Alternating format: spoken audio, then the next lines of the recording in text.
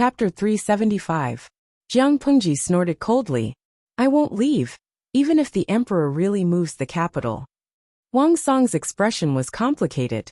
The Jiang Pengji in front of him was completely different from the Jiang Pengji he knew.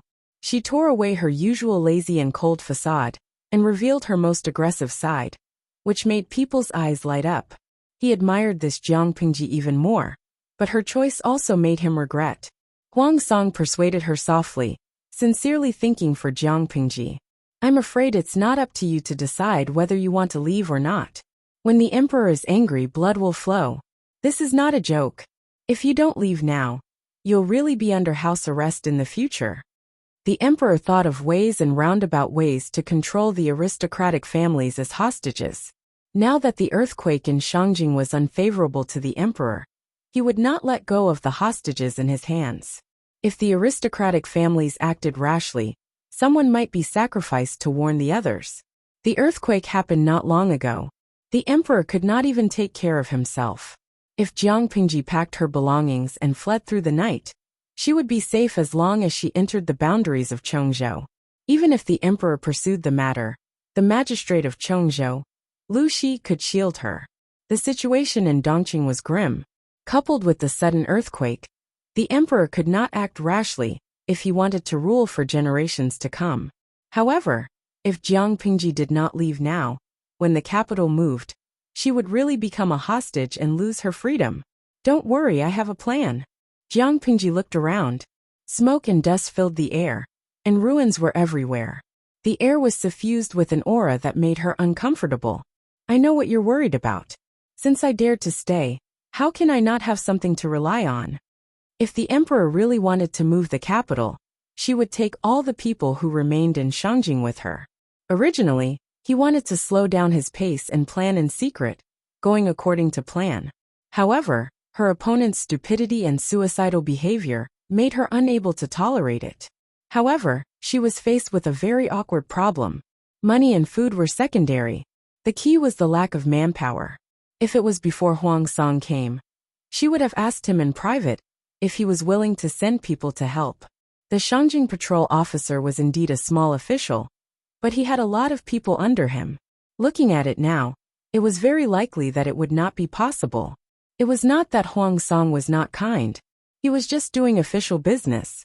He could only use his limited resources and energy to help the officials and nobles to complete the tasks given by his superiors. It was several times more difficult for a eunuch to make a name for himself in the court than for an ordinary person. He was benevolent towards the people, but the situation was too harsh. He wanted to help, but he was powerless. If only she had the troops, then she wouldn't have no one she could use.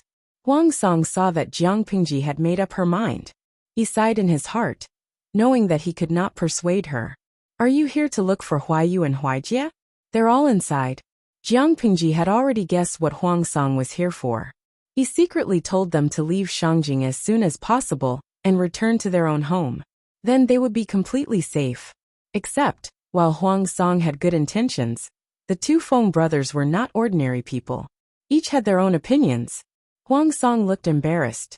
Seeing that Jiang Pengji was in a bad mood, he could only bow and thank her. He walked past her to look for the Feng brothers.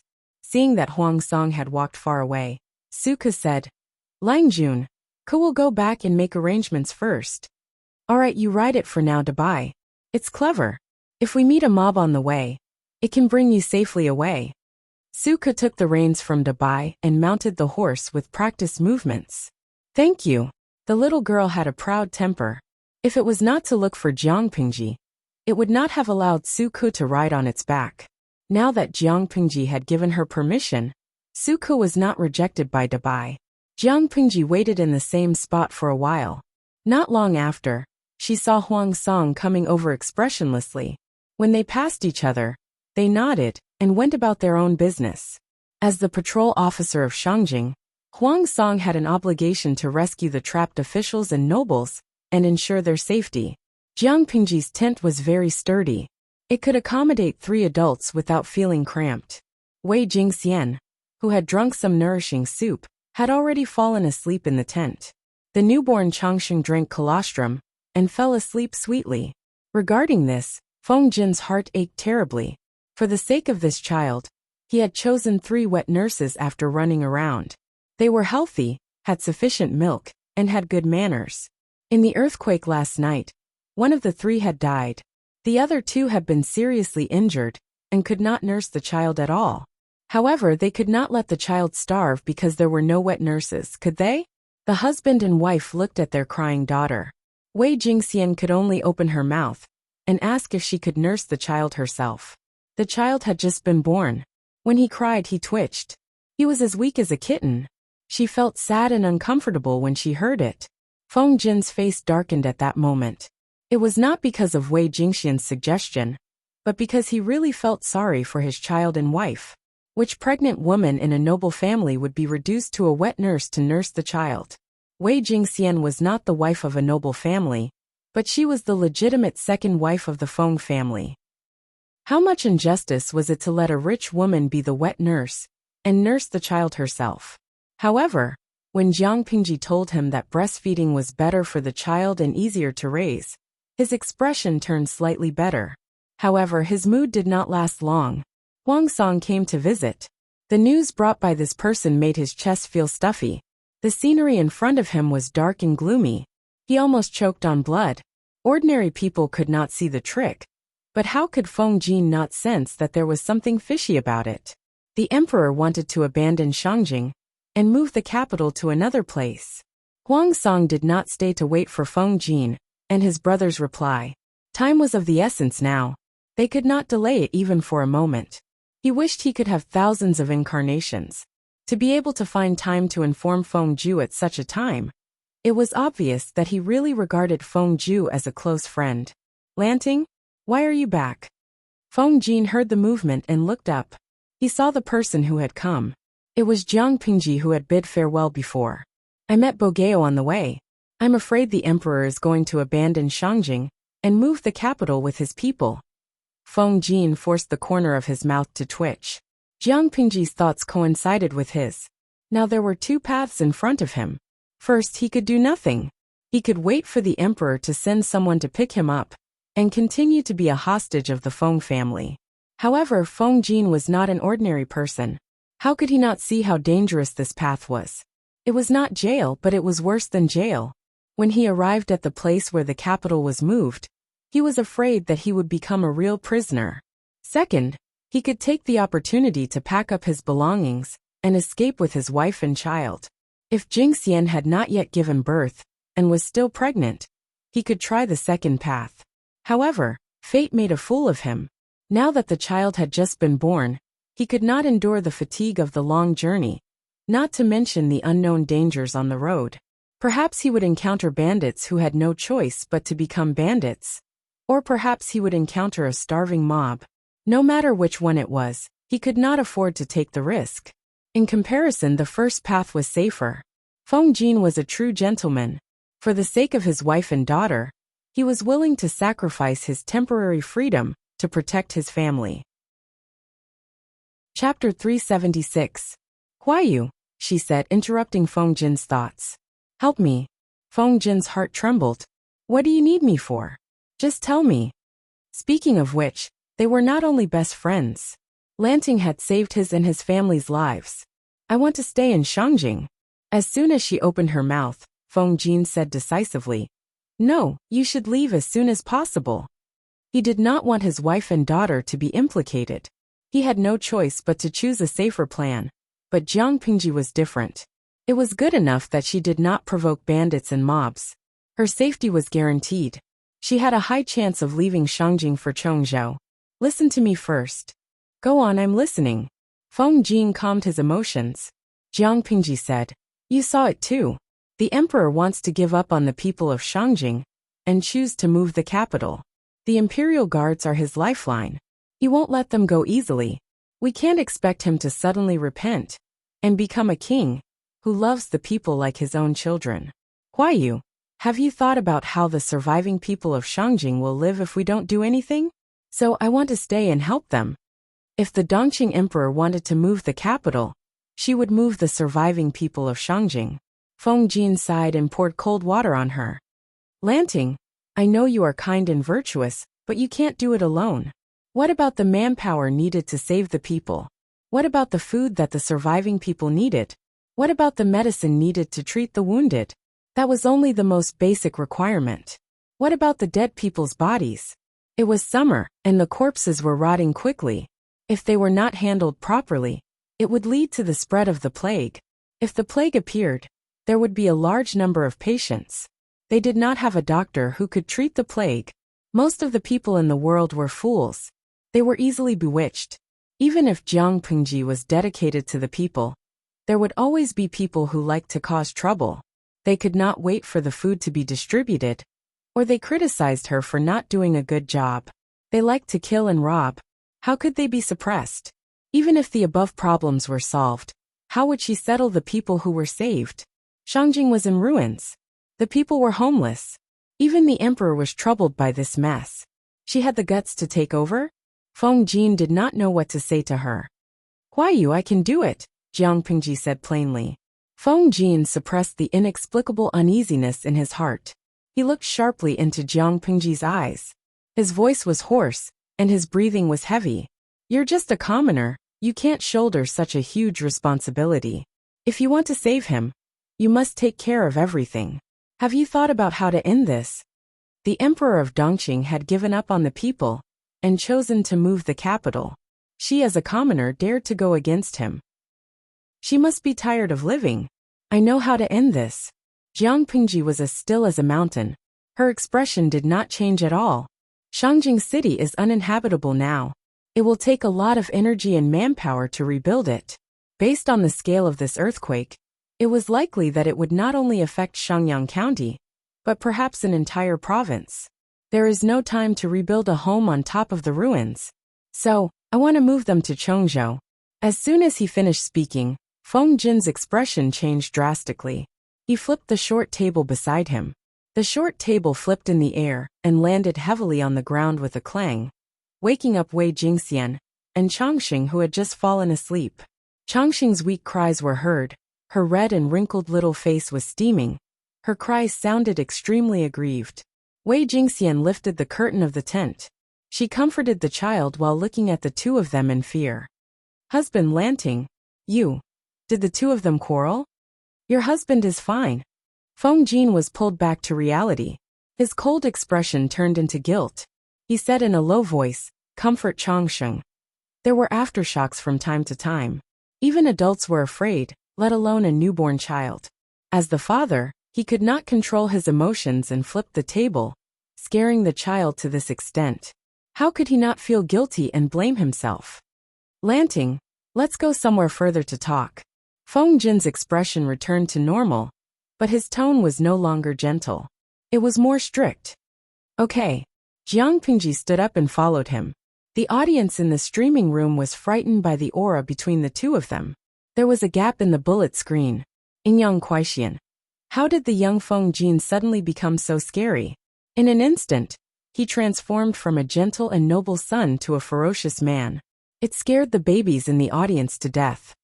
Beef soup Bujia Jiang. Could it be that the streamer said something taboo and guessed his sore spot? Lao Siji Lianmeng. Tisk worrying for nothing. Feng Jin's thoughts were actually quite easy to guess. The streamer did say something taboo. No matter which era it was, rebellion was not forbidden, right? The streamer just hinted that she did not want to put up with the stupid emperor of Dongqing anymore. She wanted to go on her own. The young Feng Jin received an orthodox education. It would be strange if he could accept it so quickly.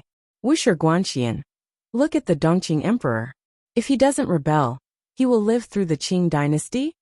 Who's Tiaodan? Even so there is no need to be so shocked, right? Look at Su Ke, his ability to accept is quite strong. In Yuejia Zhuge Qinma. TSK, but the problem is, does the young Su Ke know that the streamer is a woman? When the bullet screen came out, countless ellipses appeared randomly, as if they did not realize the connection between them. So what if she is a woman? Did she eat your rice? After a long time, when the audience realized what it meant, they were suddenly speechless. The streamer was a reliable friend in the young Feng Jin's heart. If she was a man, she would naturally be able to show off her skills and plot for the world. After all, the Dongqing emperor was indeed stupid. If he rebelled, then so be it. But the problem was that she was a woman. Feng Jin probably did not have the concept of someone rebelling in his mind. After a while, one of the audience members told the truth. Nu Dijiowa. Why do I feel that? My baby Feng Jin was frightened by the streamer? Feng Jin was indeed frightened. His heart was full of complicated emotions. In the end, he accidentally flipped the short table. Lanting, why did you? Feng Jin's expression was indescribably conflicted. He knew that his best friend was restless and always caused trouble, but he did not expect her to be so ambitious. This is good. Jiang Pingji's expression was indifferent. She threw out an excuse. Can you imagine that one day, I will stay at home to take care of my husband and children? I will help a strange man wash his hands and cook his soup. I will be like a helpless little girl to him all day long, like a good wife and loving mother? Feng Jin looked like he had eaten a bug. He said with difficulty, You don't have to say any more. He lacked imagination. He could not imagine it at all. If there was a burly man who was like a helpless little girl to her, and if he felt wronged, he would punch her in the chest. That would be more normal. So, I can't live the life of an ordinary woman. Why you? I can't be a coward for the rest of my life. I can't marry a woman to hide my identity, and then live the rest of my life without thinking, Jiang Pingji said. I am a human first, then a woman. Since I am a human, why am I not qualified to be the emperor? The emperor is not benevolent, the court is not upright, and the country is on the verge of destruction. Why should I be content with an ordinary life? Chapter 377. Since ancient times, when did the sages rule that the emperor had to be a man? Even if there is such a rule, it is a rule. To be a monarch, one must be a human, not a man, and definitely not a beast. Jiang Pingji's words had a double meaning. She also scolded several emperors of Dongqing. Most of the people in Dongqing would agree if they said that they weren't humans but beasts. Feng Jin sighed. You have such a sharp tongue. When it comes to quibbling, I can't beat you. Indeed, the wise sages did not stipulate that the emperor had to be a man. On the other hand, why couldn't women do it? There was nothing wrong with this sentence. To the common people, they did not care who the emperor was. It did not matter if the emperor was a man, a woman, or a beast. They cared more about who could bring them a stable and happy life. Feng Jin was not an arrogant aristocrat. He understood what the common people needed. The ones who truly cared about the emperor's gender were probably not the common people, but the aristocratic families and other nobles. This is the current custom. Have you ever thought about what you would do if your identity was exposed? All the students in the world will write to condemn you. Feng Jin's heart wavered, but he still wanted to persuade her to give up. Jiang Pingji didn't hide it at all. She snorted and said, The winner takes all. In the future, when he waved his army and chased after the deer, he would kill anyone who refused to submit. A scholar's scolding will be condemned by thousands of people. No matter how fiercely he scolds, it's just a verbal skill. Once the ears are blocked, who cares how he spits? Take life and death lightly, fight if you're not satisfied. It seemed that it was very powerful for scholars to criticize and criticize. But why would Jiang Pingji care about that? Because she didn't care about fame at all. If she died, why would she care about the flood behind her? If you want to blabber, then blabber. Whoever blabbered would be beaten up. Yes, when it came to such matters, she was just that simple and crude. There was nothing that could not be suppressed by absolute force. If there was, he would suppress it again. Feng Jin was silent. Jiang Pingji had said everything and laid her cards on the table. The atmosphere between the two of them was a little quiet. She could only take the initiative to attack. Will you help me or not? You've been drooling for so long. You should at least say something. It's very awkward for me to act alone. Feng Jin looked at her bitterly. Even if he wasn't being courteous, he should at least put on an act. Also, could he reconsider? Help. As soon as he finished speaking, Feng Jin wanted to slap himself. Why did he agree just now? It was as if he was possessed. He had previously advised Feng Ju not to act recklessly, but now he was slapped in the face. He was dragged into Jiang Pingji's boat in the blink of an eye, and it was a boat that could sink at any time. That's good. Jiang Pingji smiled. Feng Jin could not cry in his heart. However, he also knew in his heart that after moving the capital, Dongqing would not be far from falling apart. They didn't even care about the people in Shangjing. So why would they care about the people in other earthquake-stricken areas? Even a rabbit would bite when it was cornered, let alone a living person. After Feng Jin figured it out, he wasn't really against it anymore. Not to mention anything else, just for the sake of his wife and daughter, he had to find a place to settle down in order to protect his family. Jiang Pingji told him about the arrangement that she had told Su Ke. Feng Jin's worries were similar to what they had talked about before. At present, the four things they lacked the most were manpower, money, rice and medicine. You should organize the people in the residence first. I will ask Xiaoyu to transfer the others over. In short, they had to first set up porridge stalls, organize manpower, and the surviving citizens to clean up the ruins, and clear out a place to settle the wounded. The aftershocks haven't ended yet, so we have to ensure everyone's safety first. Feng Jin knew that Jiang Pingji was doing this for the sake of the people. There are only 26 people in Jin's residence, including the guards, maids and servants. The warehouse has been cleared out, but there are still some meager assets. He pulled himself together and said, "These are secondary. Has Lanting ever thought that if you send troops without a good reason, you will be criticized by others and be suspected by the officials?" Jiang Pingji already had a way to deal with this. If she used it properly, she might be able to get her a decent official position. I want to write a letter to express my feelings, so that I have a good reason to send troops. Jiang Pingji said. The emperor abandoned the people and moved the capital elsewhere. Who wouldn't feel guilty doing such a shameless thing? How will he enter the imperial mausoleum to meet his ancestors after 100 years?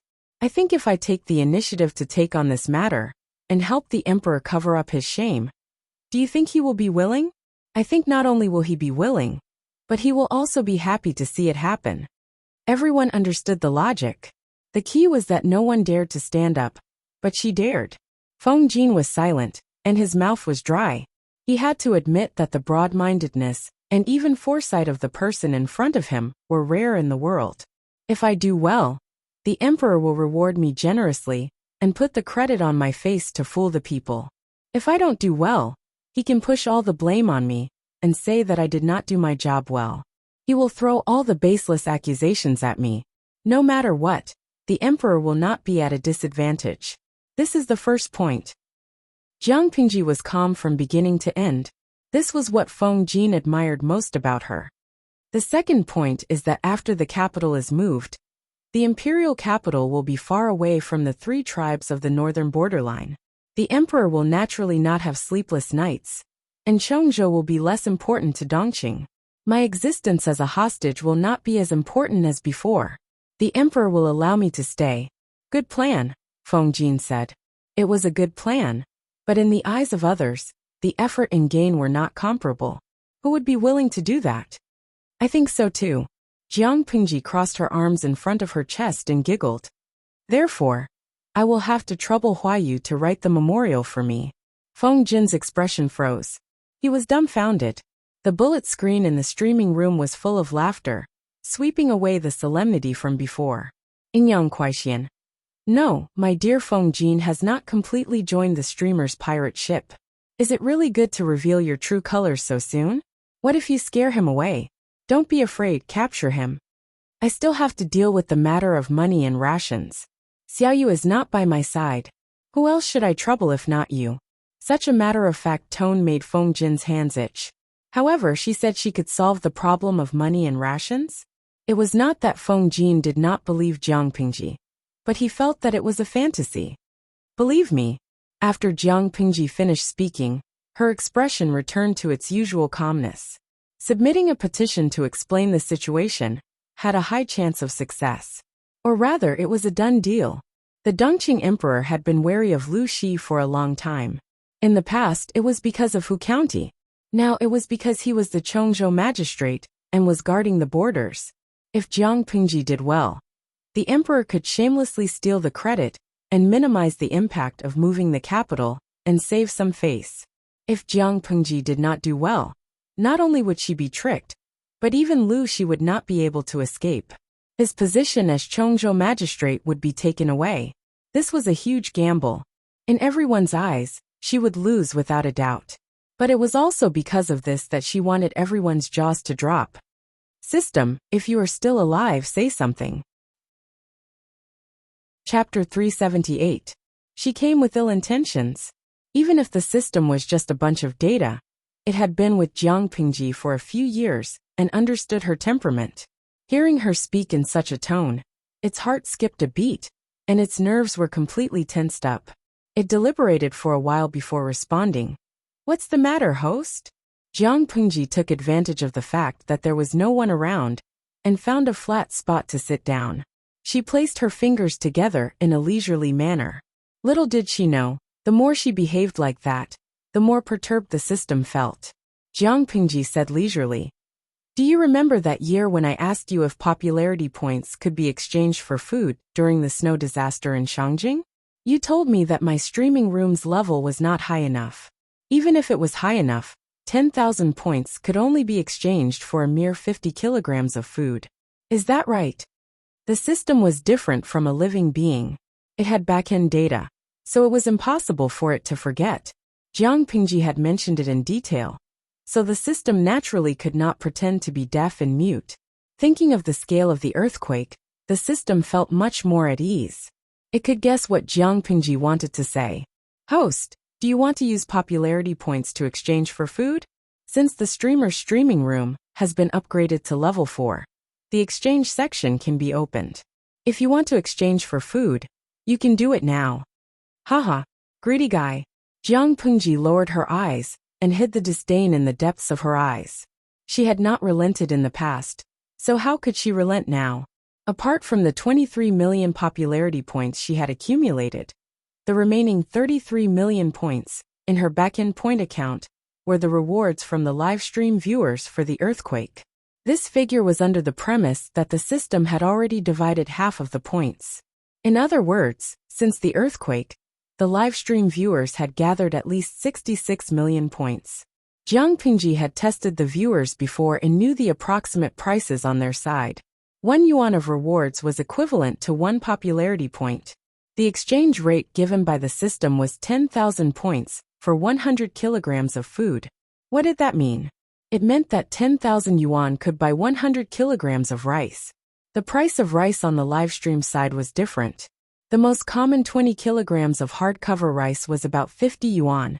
Calculating the above ratio, it was obvious how black-hearted the system was. If it was under normal circumstances, Jiang Pingji could pretend to be blind and let the system embezzle her points for profit. Considering that the system was still useful, pigs could only be slaughtered after they were fattened. However, the rewards were used for disaster relief. Jiang Pingji had to keep her promise to the live stream viewers. Therefore, she could make a deal with the system, but the ratio had to be adjusted. Don't you think you're looting a burning house with 10,000 points for 50 kilograms of food? Jiang Pingji's mouth twitched. However, the system said, a transaction is a matter of mutual consent. How can you say that you're taking advantage of the situation? Jiang Pingji secretly twitched the corner of her mouth. She hadn't taught the system a lesson for the past few days, so it was getting cocky, wasn't it? She guessed that the system thought that she could only choose to trade with it if she wanted to exchange for food. That was why it was so stubborn. Jiang Pingji clicked her tongue and intertwined her fingers together in boredom, as if she was absent-mindedly in a daze. Can't the ratio be adjusted? She asked. The system replied, no, this is the ratio that has been set since the beginning of production. Neither the host nor the system has the right to change it. Jiang Pingji heaved a long sigh in her heart. Some people always had the appearance of villains intoxicated by success. After suffering a calamity, they still refused to give up until they saw the Yellow River. It was really annoying. She did not continue to negotiate with the system. Her right index finger swiped through the air and pulled out her own attributes. The attributes panel became longer and longer, and the classification of various data became more detailed. Her gaze skipped over the meaningless content and directly locked onto basic strength. 51 points, strength fusion plus 67 points. When she left Shangjing with Master Yuanjing, she had fused her strength points once, and the system had also upgraded once. After that, she stayed in Langi for half a year and did many trivial tasks and boring live broadcasts. She fused her strength points again, and the system also coincidentally upgraded. After about half an hour, the system took the initiative to ask, "Host, do you want to exchange for food? Do you think I should exchange for food?" She asked with a smile, but there was not a trace of emotion in her eyes. There was still 1,000-year-old ice condensed in her eyes. The system hesitated for a while and replied, "According to the back-end calculation data of the system, it is recommended to exchange for food. The earthquake this time had a magnitude of 7.8, and there have been 5 aftershocks. In Shangjing alone, the death toll is more than 30,000. Don't underestimate 30,000. There were about 120,000 ordinary people in Shangjing, including the 100,000 Imperial Guards stationed there. There were about 220,000 people. Most of the Imperial Guards lived in military camps, so there were not many casualties after the earthquake. In other words, without counting the number of Imperial Guards, the death rate of the ordinary people in Shangjing had reached a quarter. This was only the confirmed dead. The number of people buried under the ruins who were still breathing was even greater. The system displayed the data, clearly telling Jiang Pingji that if she wanted to be a saint, she should not be distressed about the points. If she was distressed about the points, she should not continue to talk. So what if it took advantage of the situation? If she was unhappy, she could not exchange for food. It was not its fault that people died. Anyway, it had nothing to do with it. Hearing the implied meaning of the system, Jiang Pingji did not become angry from embarrassment. Instead, she revealed an inscrutable expression. The system thought that Jiang Pingji would admit defeat in the end, but not long after, it realized that something was wrong. She was too calm. Could it be that it could not hold it in? Jiang Pingji seemed to be talking about family matters. System, we have been bound for 3 to 4 years, but I don't think I have properly introduced myself. The system felt a little uncomfortable, but it could not tell what was wrong. It could only ask, "Didn't you introduce yourself?" A long time ago, Jiang Pingji did not have a good relationship with the audience in the live streaming room. In order to diss the audience, she had introduced her background. "I did introduce myself, but it was not comprehensive." Jiang Pingji seemed to have moved the topic away from exchanging for food, but the system became more and more uncomfortable. She said, "Now that I think about it, I should seriously introduce myself again. Name Jiang Pingji. Occupation, Federal General. Gender, female. She is the commander of the 7th Army Corps. She holds 1/10 of the real power in the Federation. I know all this." The system looked patient, but in fact, it was already impatient. A hero does not boast about his past achievements. "No, I haven't finished," Jiang Pingji said. "There is a rigid requirement for the commander of the army," the system said casually. "What the hell is the requirement?" "The development of the mental brain must reach at least the SSS level," Jiang Pingji replied calmly. However, to the system, this answer was tantamount to a sudden clap of thunder. It was as if a bomb had blown up its brain. The system did not respond. Jiang Pingji said again, "Scientists use scientific standards to classify the mental brain. From the lowest F to the highest SSS, there are a total of 21 levels. Every time one advances a level, the mental brain will be qualitatively improved. The higher the level, it does not mean that the IQ is higher, nor does it mean that the development of the brain is higher. It only means that the mental energy is higher. Why are you running?" Before she finished speaking, a small source of energy seemed to be peeling from her brain. A pure mental strength firmly imprisoned it. Chapter 379. Jiang Pingji curled her lips mockingly and said, "I haven't finished speaking. You're not giving me face at all." The system was silent. If it did not escape now, was it going to wait for death?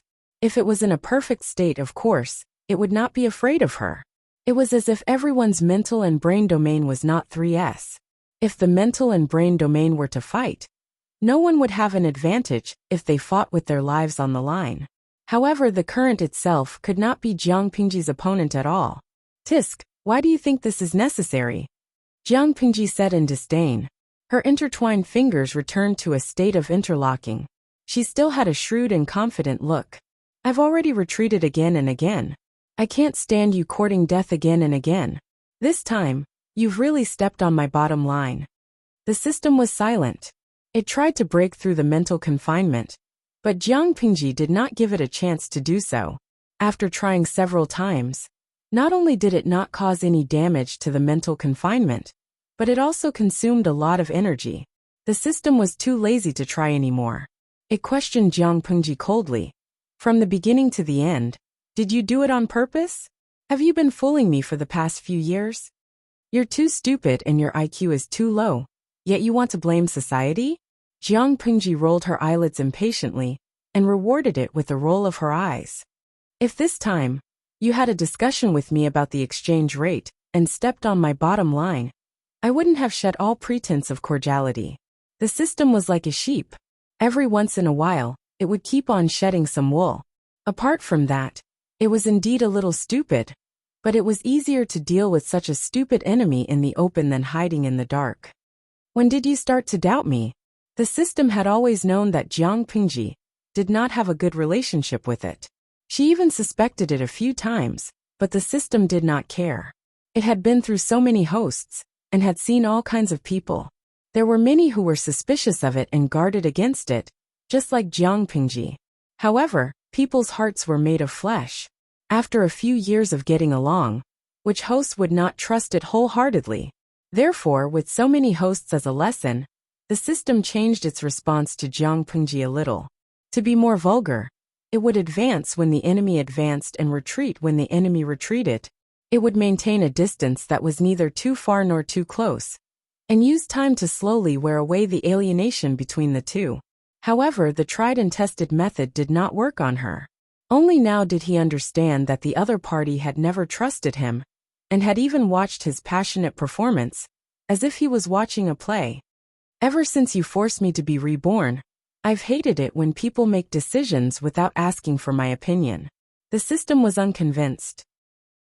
I gave you a new life. Ungrateful. Who do you think you are? Does he have the right to show kindness to me? Who would want it? Jiang Pingji did not even bother to lift her eyelids. This was like throwing a modern Sheng Ying, the richest man in the world, into a prehistoric era where there was nothing. It was already good enough that he did not bear a grudge, yet he still hoped that the other party would be deeply grateful. If the other party was not grateful and did not trust him, then he was an ingrate. How could he be so thick-skinned? Although you're shameless, ambitious, and greedy, I have to admit that you're still somewhat useful. Jiang Pingji said. If it weren't for your help, my mental brain wouldn't have recovered so quickly. So, to prove that I'm not an ungrateful person, I'll take care of you. Don't worry. If the system's expression could be instantiated, it would probably be livid. I'd rather be killed than humiliated. If you have the guts, kill me and get rid of future troubles. Otherwise, I'll have an eye for an eye. As the system's dignity and pride, how could it tolerate being trampled on by a lowly human? I'm a woman, I have no guts. Only a fool would kill you. Do you think my IQ is as low as yours? The system almost choked to death. It could not self-destruct because in Jiang Pingji's mental brain, she was God. It also could not escape. It was no match for her in a mental confrontation. It could not break through the mental shackles. Saying more would make it cry. Jiang Pingji laughed and hummed a light song. She reopened the system interface. For the former commander of the Federal Army, this kind of manual operation was nothing at all. All along, it had been its virtual consciousness that talked to Jiang Pingji.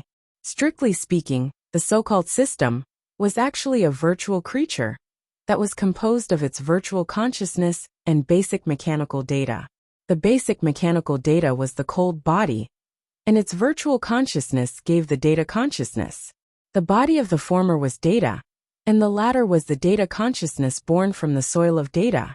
The two were combined to form a virtual creature. In Jiang Pingji's era, interstellar science was already highly developed. The Federation's main brain was the first virtual creature. As a commander whose words carried weight, she did not read the confidential documents for nothing. Her fingers slid gently, and a very simple operation interface popped up. If the virtual market that the system showed her before was a giant interstellar supermarket, then what she saw now was a school canteen. Not only had the items changed, but the prices and exchange data had also changed. The interface data that the system showed her were all photoshopped. There were tens of thousands of pages of rice categories, but in reality, there was only one page. The price of rice was also very low. Even if the cross-dimensional transportation fee was included, the price was still cheaper than the hardcover rice in the streaming room. TSK, 10,000 points for 50 kilograms of food?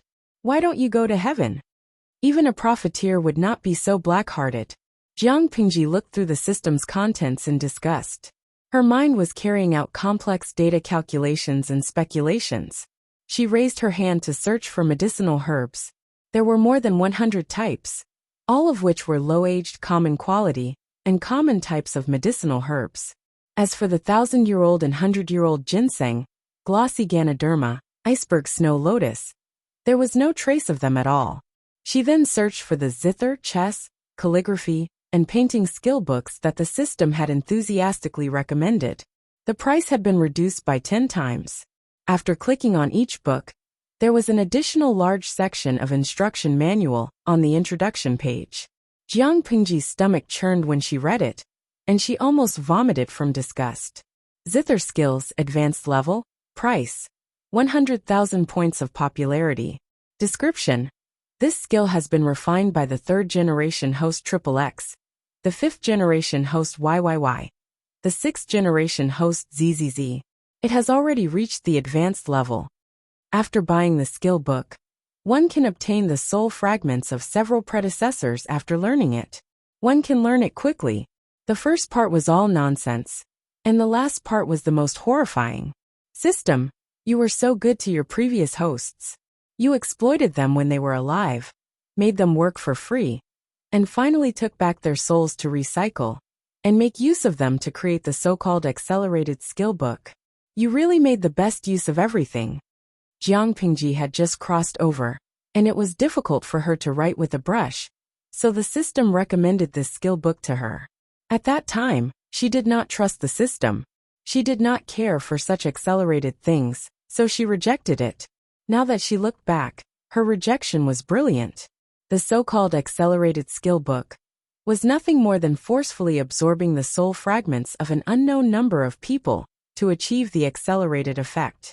These soul fragments were all the soul fragments of the previous hosts of the system, and they were controlled by the system. Chapter 380. In the face of Jiang Pengji's reprimand, the system looked like a dead pig that was not afraid of boiling water. It could not self-destruct or escape now. It could only hope to anger Jiang Pengji and make her destroy it. It had to admit that it had underestimated her. It had taken Jiang Pengji lightly, because she was a lowly ant. If Jiang Pengji saw through its thoughts and said faintly, "This mental brain domain is your cage. When I catch your main body, I'll deal with all of you together. If I deal with you now, won't I alert the enemy?" Even if the system was just a virtual consciousness, it was frightened when it heard her say that. Are you stupid? Since my mental brain domain is at level 3S, do you think I can't see that your mental brain domain is abnormal? The system was speechless when it heard that. It was suddenly speechless. It had indeed sliced itself into two. The main body had most of the energy and abilities, and the part that was separated copied the incomplete data of the main body, forming another palace intrigue streaming system, which was the self that was attached to Jiang Pengji. If I kill you, your main body will detect it immediately. This will alert the enemy. If I let you escape, the main body and the split body will merge, and the level of the mental brain domain will be the same as mine. Won't I create a strong enemy for no reason? Jiang Pengji did not understand. Who gave the system the confidence to think that she could not see through such childish tricks? You be good and stay in the prison. I will feed you energy regularly. I guarantee that you won't starve to death or be full. After saying that, she cut off the channel of consciousness transmission from the system to the outside and isolated its noise. In an instant, she felt that the whole world was different. Her ears were completely quiet. Her battle with the system only took less than the time it took to burn a stick of incense. In the eyes of the audience in the streaming room, she was just distracted. Even though she did not have the assistance of the system and had to operate it manually, it was much safer without the hidden dangers of the system. At that moment, she realized that many functions in the background of the streaming room were grayed out. Jiang Pingji clicked her tongue and brought up more detailed background data. With a glance, the system changed the initial data and set the sensitive words to completely prevent the possibility of the big shots from the other dimension finding her. If the audience made a forbidden comment, they would be kicked out immediately and their IP would be blocked. Therefore, Jiang Pingji could only meet the audience who were watching the show. Jiang Pingji couldn't see the content because of the system's concealment. Unfortunately, even if she imprisoned the system's consciousness, she did not have the authority to change the backend data. In other words, the live stream would remain the same in the future, unable to level up, unable to update data. A severely emasculated version of the streaming room. TSK. Jiang Pingji felt disgusted. However, as long as the live broadcast room was still there, she could still see the audience, and she could still exchange for the rice that she needed at the mall. That was enough. He comforted himself in this way, but he still felt a little unhappy. However, his displeasure soon dissipated into thin air. Awesome. Jiang Pingji looked at the popularity points backstage. The total was 111 million. She quickly looked through the backend data and finally understood where the tens of millions of popularity points had come from. Jiang Pingji put the system's consciousness under house arrest, and the points in its account were directly transferred to her backend account. The ultimate reason for the system's attachment to her was unknown, but it had a very clear goal: to exploit the popularity points in a variety of ways. Every time it leveled up, the system would take the opportunity to transport the exploited popularity points to the main body. Of course, under Jiang Pingji's deliberate obstruction, the popularity points it could send to the main body were very few. Most of them were saved up by the system through hard work and frugality. The audience in the live stream enthusiastically rewarded the earthquake, and the system received half of the popularity points. They were all newly obtained, and they were still warm. The system did not have time to be secretly happy. It courted death and stepped on Jiang Pingji's bottom line. Both parties shed all pretenses of cordiality, and it was unfortunately placed under house arrest. In the end, the popularity points that the system had accumulated during this period all went into Jiang Pingji's pocket. At that moment, Yang Kuaixian, "Streamer, are you feeling unwell?" Lao Siji Lianmeng, "Do you think the streamer is possessed?" She was motionless from the beginning, and then she suddenly gestured at the air. Now she's smiling happily for no reason. Of course, maybe the wound on her back affected her brain. Jiang Pingji came back to her senses, and her expression became much gentler. She replied to the audience who were waiting anxiously. "Host V. Ahem, I'm sorry for making everyone wait. I just negotiated with the person in charge of the live stream. Because it's related to confidential issues, it's inconvenient to reveal too much. However, after my argument, the other party is willing to temporarily open a channel to another agricultural dimension. You can use rewards to exchange for an equivalent amount of food and medicinal herbs.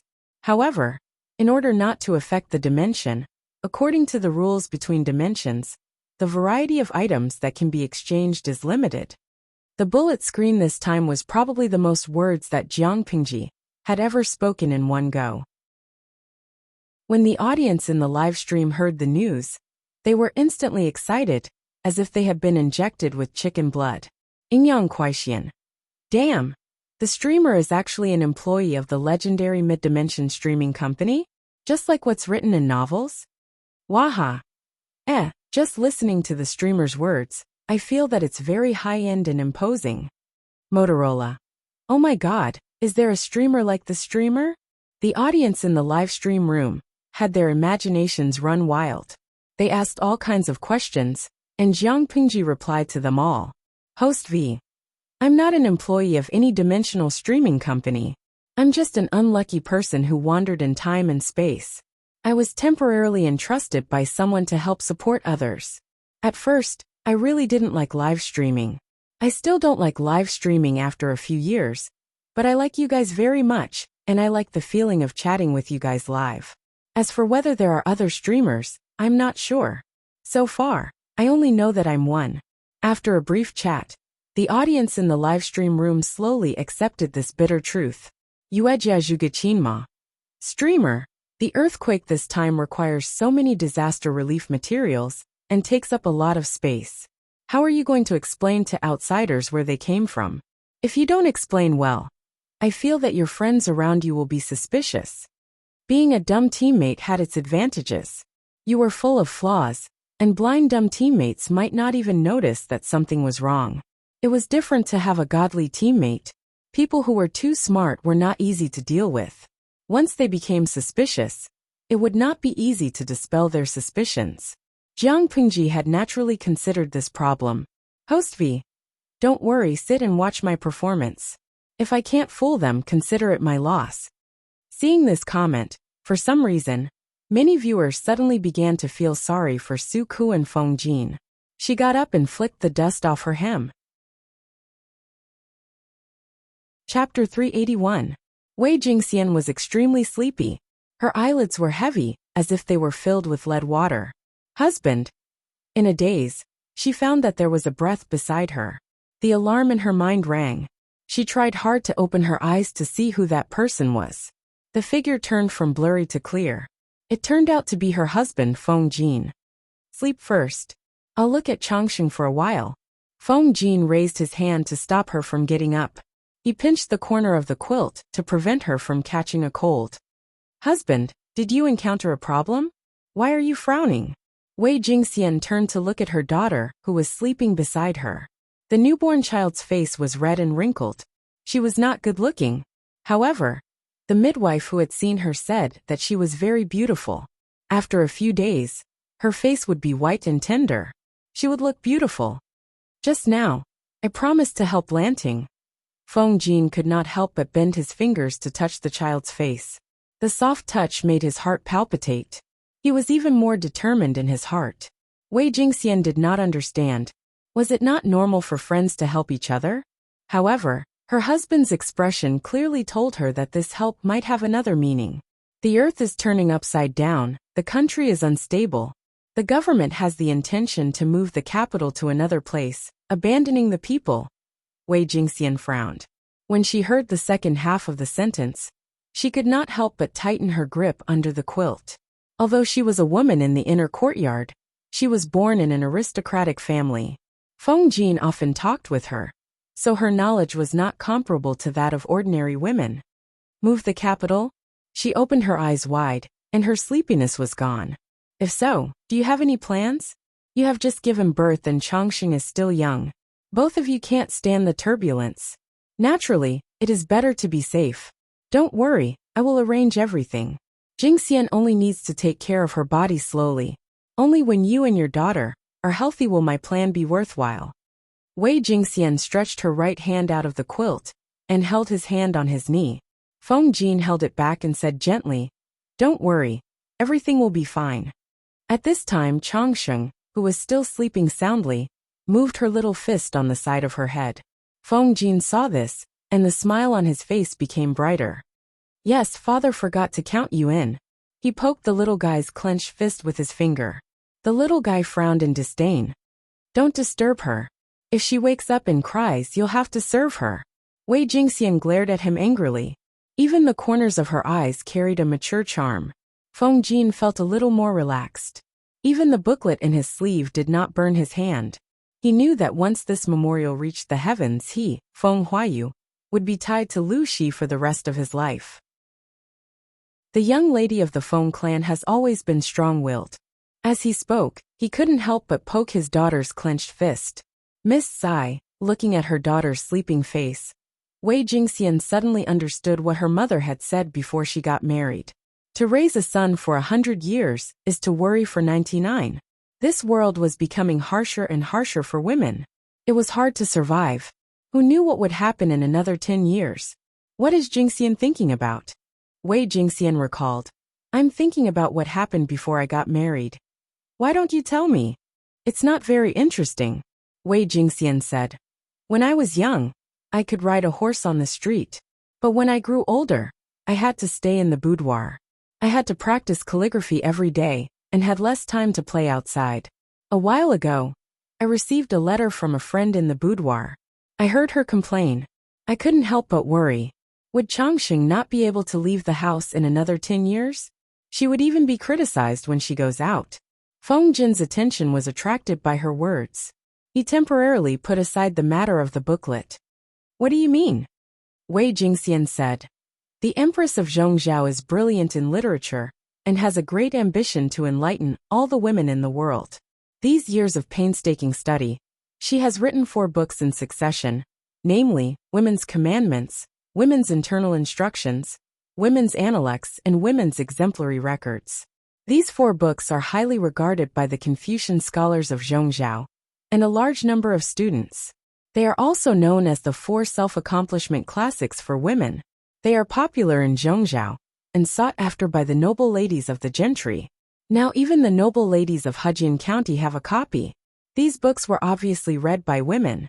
Feng Jin naturally wouldn't touch them. He said suspiciously.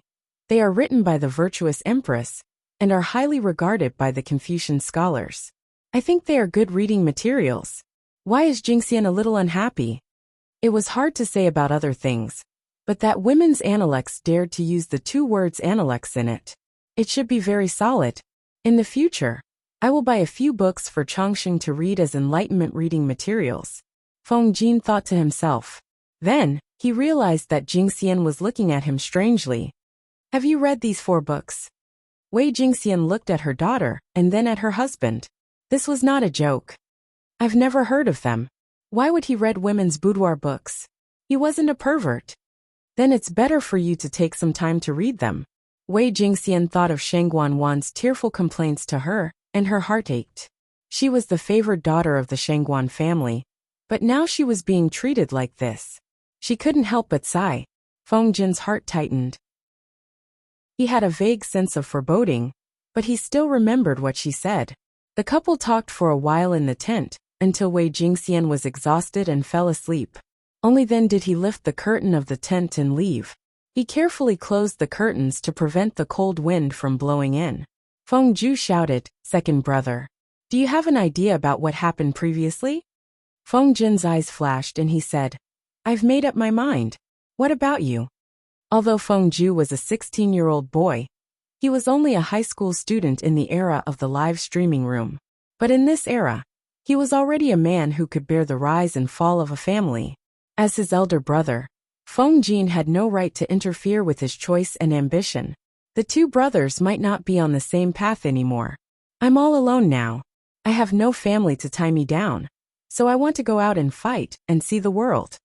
After saying that, Feng Ju looked away unnaturally, not daring to meet his elder brother's eyes. Feng Jin said, "You want to look for Huang Song?" This was not a question but a statement. Yes. Feng Ju nodded. A gentleman hides his weapon and waits for the right time. That's all I have to say.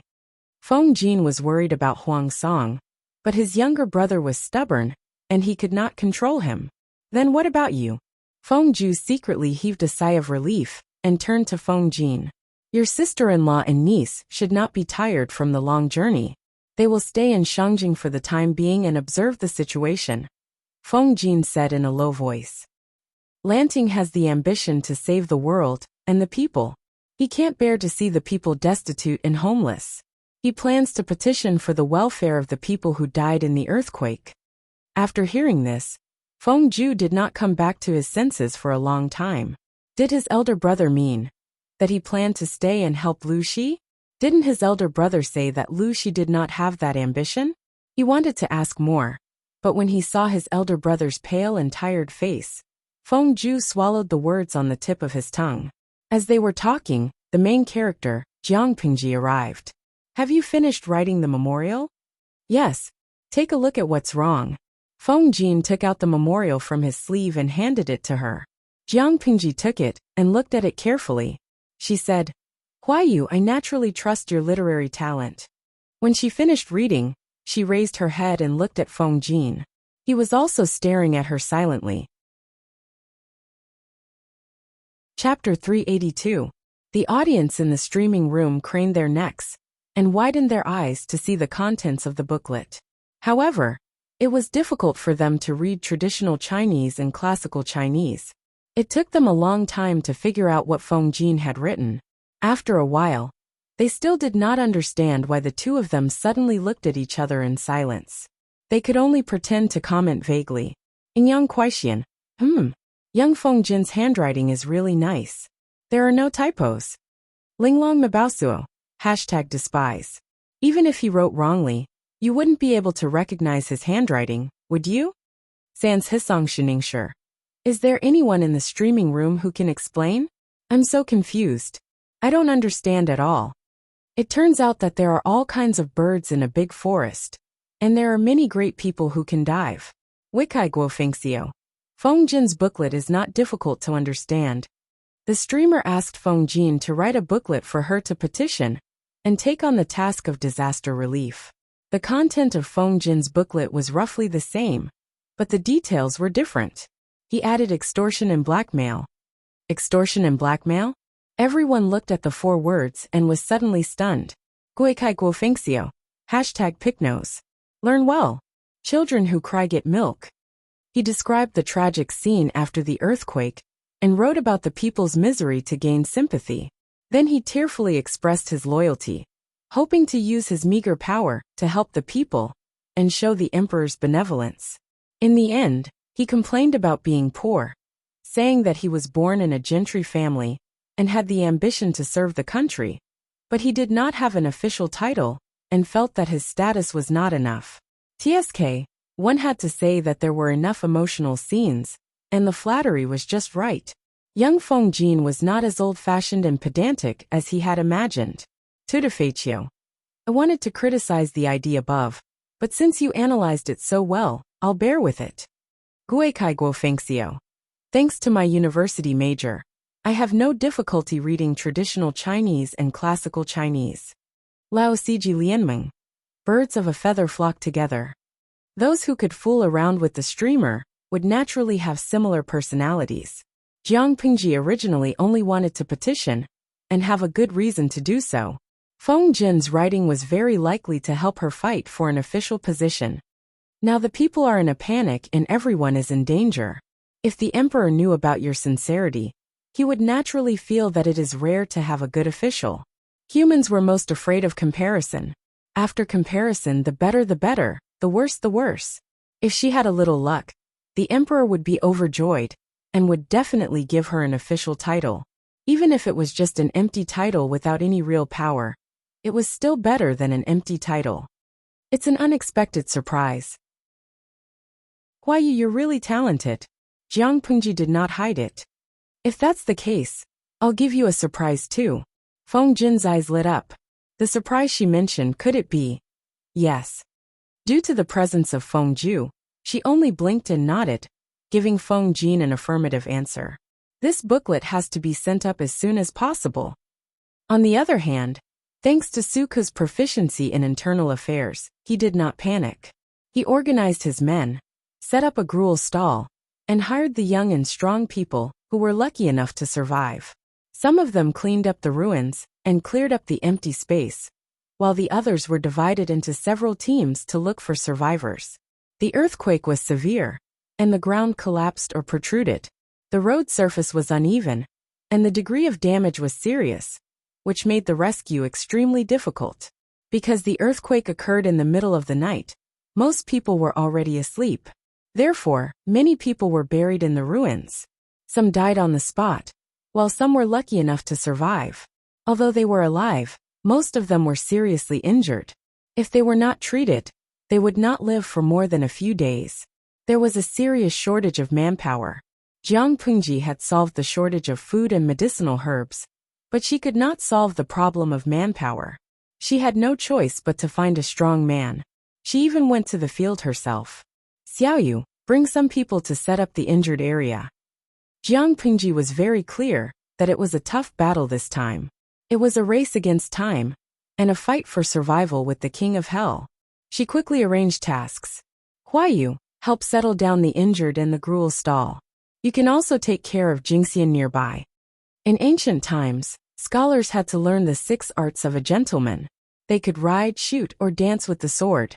However, they were still civil servants. Jiang Pingji did not let them go to the ruins for search and rescue, lest they were unlucky enough to die in an aftershock.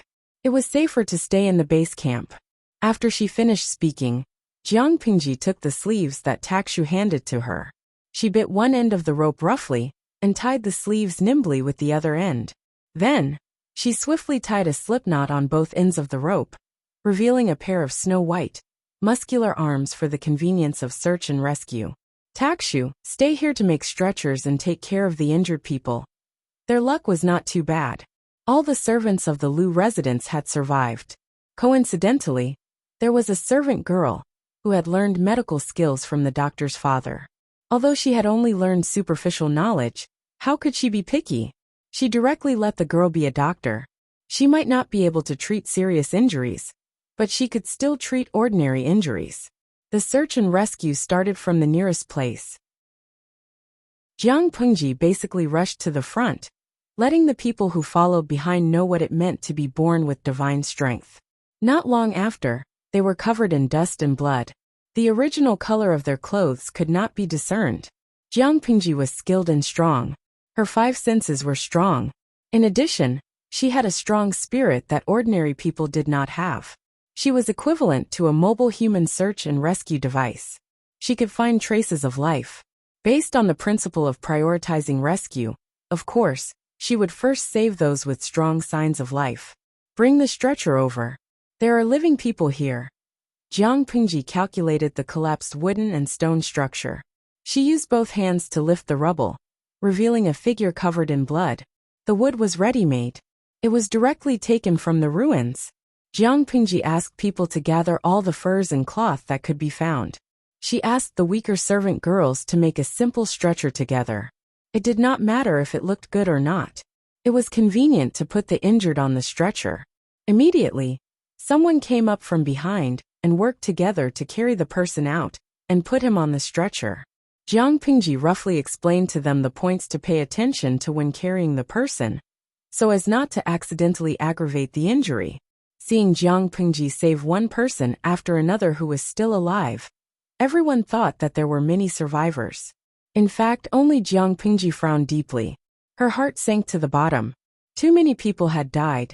There was no time to lament about this. Jiang Pengji could only purse her lips and bear the scorching sun above her head. Soon, bloody blisters appeared on her hands.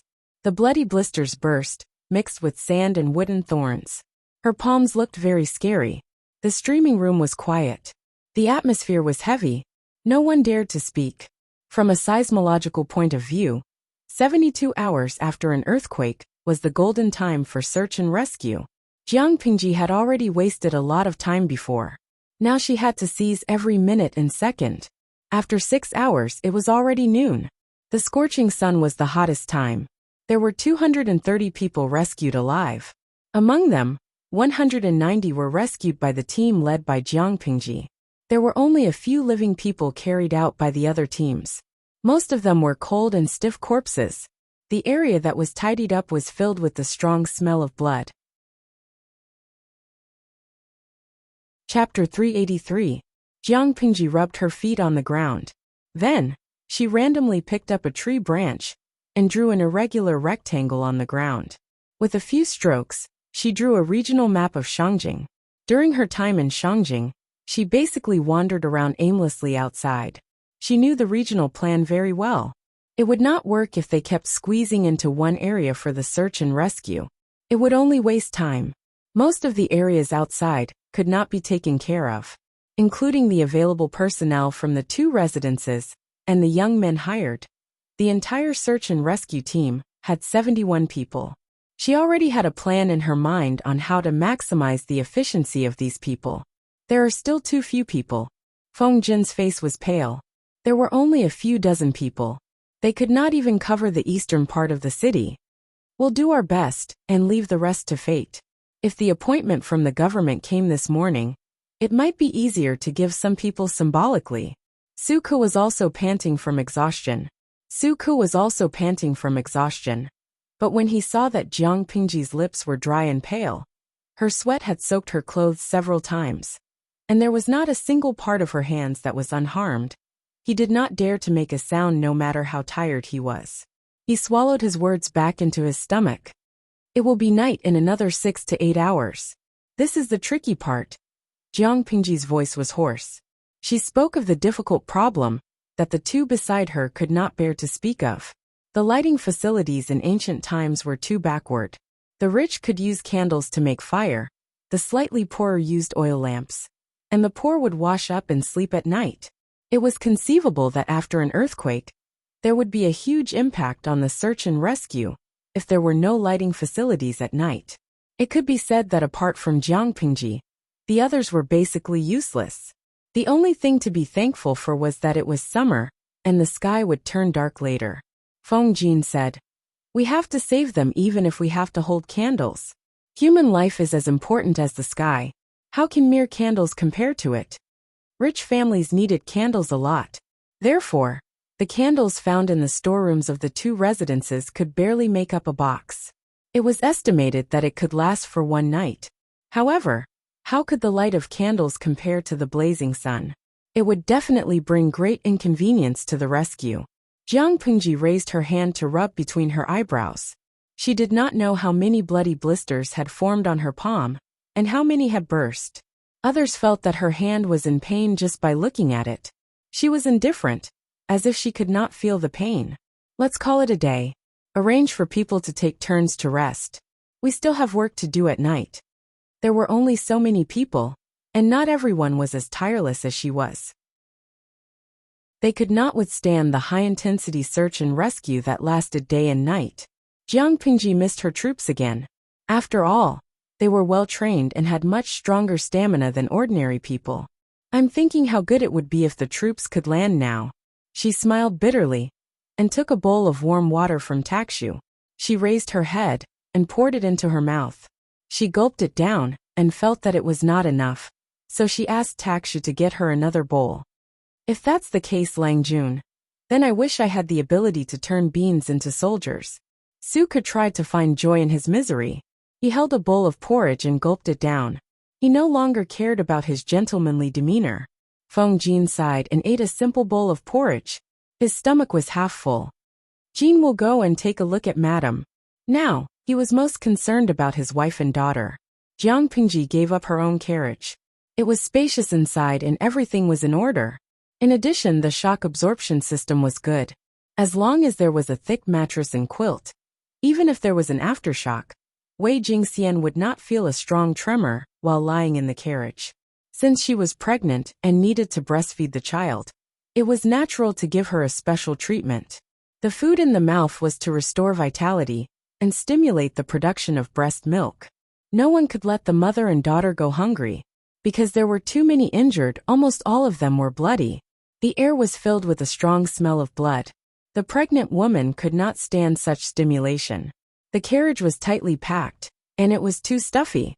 She asked the maid to soak a cloth with warm water and tighten it to wipe her sweat. Only then could she feel a little better. Thinking of the poor conditions, Feng Jin only felt guilty. "I can't eat it. Do you want to eat some too?" Feng Jin entered the carriage and tidied up his appearance. He wiped his hands and the skin that was exposed outside. He also changed the clothes that covered his head, so that he would not dirty the carriage. As soon as the curtain was lifted, the heat inside came out. Just staying for a while made him feel uncomfortable and sweaty. "No, I ate just now. You're still in confinement, and need to nourish yourself, so that you don't get sick in the future." Feng Jin sighed and turned his gaze to his daughter. Because of the high temperature in the carriage, the swaddling clothes that were wrapped outside had been untied. She wore 2 small cotton clothes and a small quilt. "It's a little hot inside. Open the curtain at intervals to get some air so that you don't feel stuffy," Feng Jin said. Wei Jingxian said, "I remember. You did a good job as a maid. When you get some air, cover yourself and the child well, so that you don't catch a cold." Feng Jin could not help but remind her. Wei Jingxian listened patiently. The relationship between the husband and wife could be said to be advancing by leaps and bounds. Jiang Pingji's memorial was quickly sent to the imperial summer village outside the city. After the earthquake, the imperial summer village was on high alert. There were imperial guards both inside and outside the village. The memorial was successfully delivered to the emperor's hands after a series of twists and turns. The imperial summer village was different from ordinary buildings. Generally, it had to be earthquake-proof. Therefore, even after the strong earthquake last night, the palace did not collapse seriously. It was only for the sake of the emperor's life that a huge luxurious tent was built outside. Although it was a tent, it was actually not much different from the imperial summer village. Inside there was still the emperor's office, the study room for meeting the ministers, a place for bathing, washing, and toilet. There was also a huge dragon bed for the concubines. The interior was extremely luxurious. One could not tell that it was a temporary tent from the inside. One would think that it was a luxuriously decorated palace room. The people of ancient times could not explain the cause of the earthquake, so they used their imagination to forcibly explain it. One of the most widespread explanations was the earth dragon turning over. Therefore, every earthquake could be interpreted as a warning and dissatisfaction from the heavens towards the emperor. This was also what the emperor hated the most. Since the earthquake last night, the emperor had been in a bad mood. When he could not hold back his anger, he even drew his sword and killed a few court officials who tried to sway the hearts of the people. On the chaise lounge behind the screen, there was a peerlessly beautiful woman. She opened her eyes slightly and got off the couch barefooted. Her feet stepped on the delicate and soft animal skin carpet. She only had a transparent white robe embroidered with 100 birds paying homage to the phoenix draped loosely over her body. Other than that, there was not a single piece of clothing to cover her body. Her long hair was loose and hung on both sides of her chest, faintly covering 2 dark red spots. Her snow-white skin was covered with ambiguous bruises. Some were deep, some were light, and the traces of old and new were obvious. It did not look like it had been done in a short period of time. It looked like it had been done continuously for a few days. Her steps were light and graceful. Her 2 straight long legs made one's heart sway. One could not help but linger on her chest and triangular area. The woman pulled up her sleeves. Her face was enchanting. Her body was curvy and her full red lips were curled into a seductive arc. She was like a beautiful peony in full bloom. Chapter 384. June, are you awake? Come to me. The emperor had just chopped off the head of a courtier with his sword in a rage. The headless body collapsed on the ground, and the head rolled to the woman's fair and almost transparent jade feet. She raised her eyes and stepped over the head. The soles of her feet were stained with sticky blood that was still warm. As she moved with light steps, small bloody footprints were left on the ground. Has someone made you unhappy again? The woman did not comply with the emperor's words. Instead, she had an enchanting smile on her face. Her full red lips made one's throat feel hot. Her delicate body was lying on the chaise lounge not far from the dragon table. Her large sleeves were loosely pulled back to her elbows, revealing her flawless shoulders that were as white jade. She swung her feet. Her jade-like feet couldn't even be held by a single hand. The blood on the soles of her feet made her skin look even whiter. A natural stunner. Countless beautiful scenes flashed through the emperor's mind. The ecstasy of the recovery made his body feel something. He wanted to hold the stunner in front of him in his arms and love her fiercely. He could not remember how many years it had been since he had such a young and impulsive feeling. As he grew older, he became more and more powerless. His temper became more and more irritable. He often abused the beauties around him to obtain pleasure. That was until he met Huijun, the peerless stunner. Huijun, Huiyan, he could feel the heart-wrenching pain and humiliation, as well as the strong love that could not be erased. The love and hate intertwined, and made him lose his mind. The emperor did not ask who she was. He directly used force to have sex with her in the cool garden of the imperial summer manor. Similar faces, similar names, but completely different feelings. If Huiyan was said to be a delicate and pure white lotus that was untainted by mud, then Huijun was a flower of hell that was born from raging flames. She was extremely coquettish and gorgeous, and she was like a seductive demoness that would immediately cause one to become addicted to her and find it difficult to quit. Both of them had enchanting bodies, but Huiyin was naturally shy.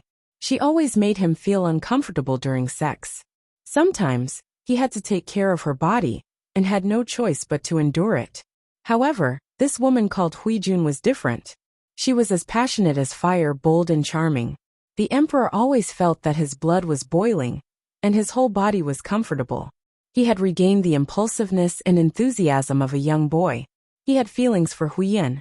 She was the bright moon that he could not reach. She brought him happiness, but also pain and humiliation.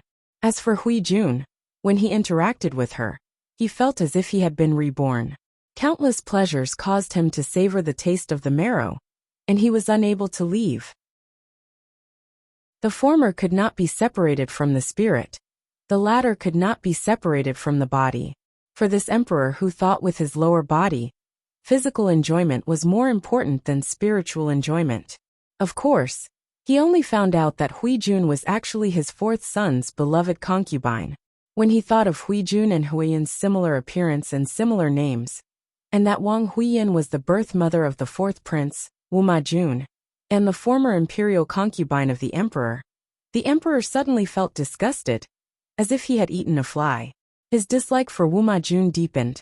Thinking of this, the emperor did not feel the slightest bit guilty for snatching his son's beloved concubine. He ordered people to secretly investigate Huijun's identity.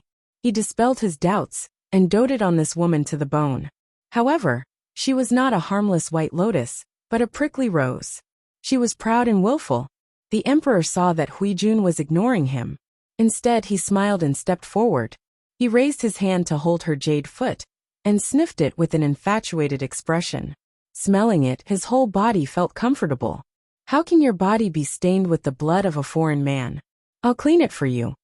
Huijun looked coldly at the old man who was half kneeling in front of her and holding her jade foot and licking it.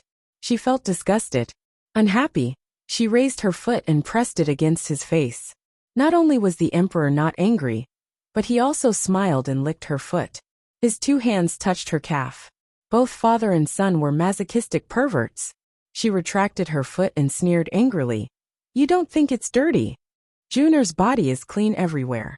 How is it dirty? The emperor slowly got up. His eyes were filled with strong aggression. He scanned her body. There seemed to be two clusters of flames burning in his eyes. I am your son's concubine.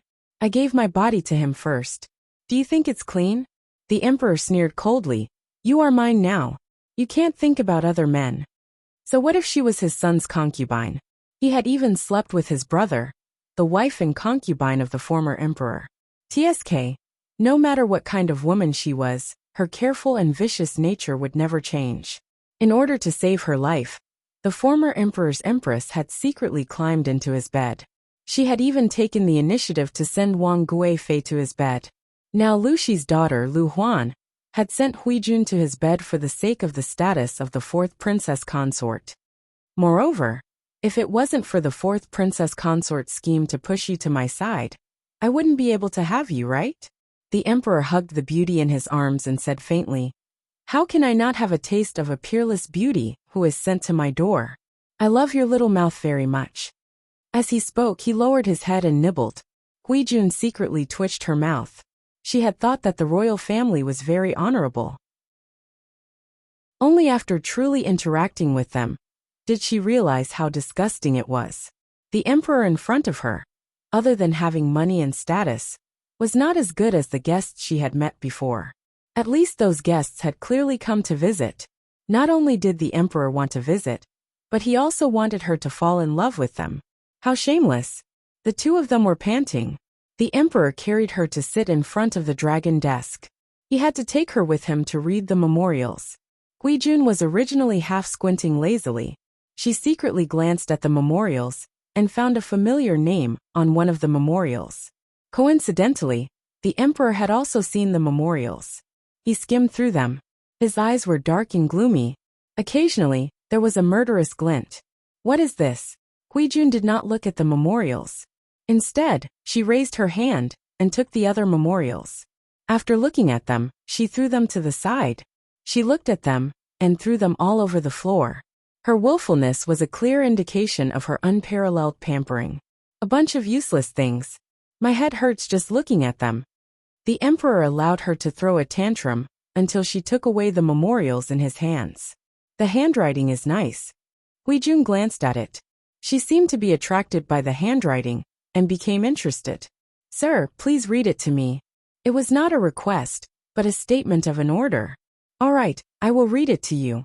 The emperor smiled indulgently. He opened the memorials with one hand, and took advantage of her with the other.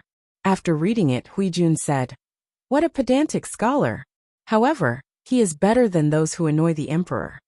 The emperor said, "This was written by your former boss Lang Jun." Huijun's eyes widened in shock. She immediately thought of something.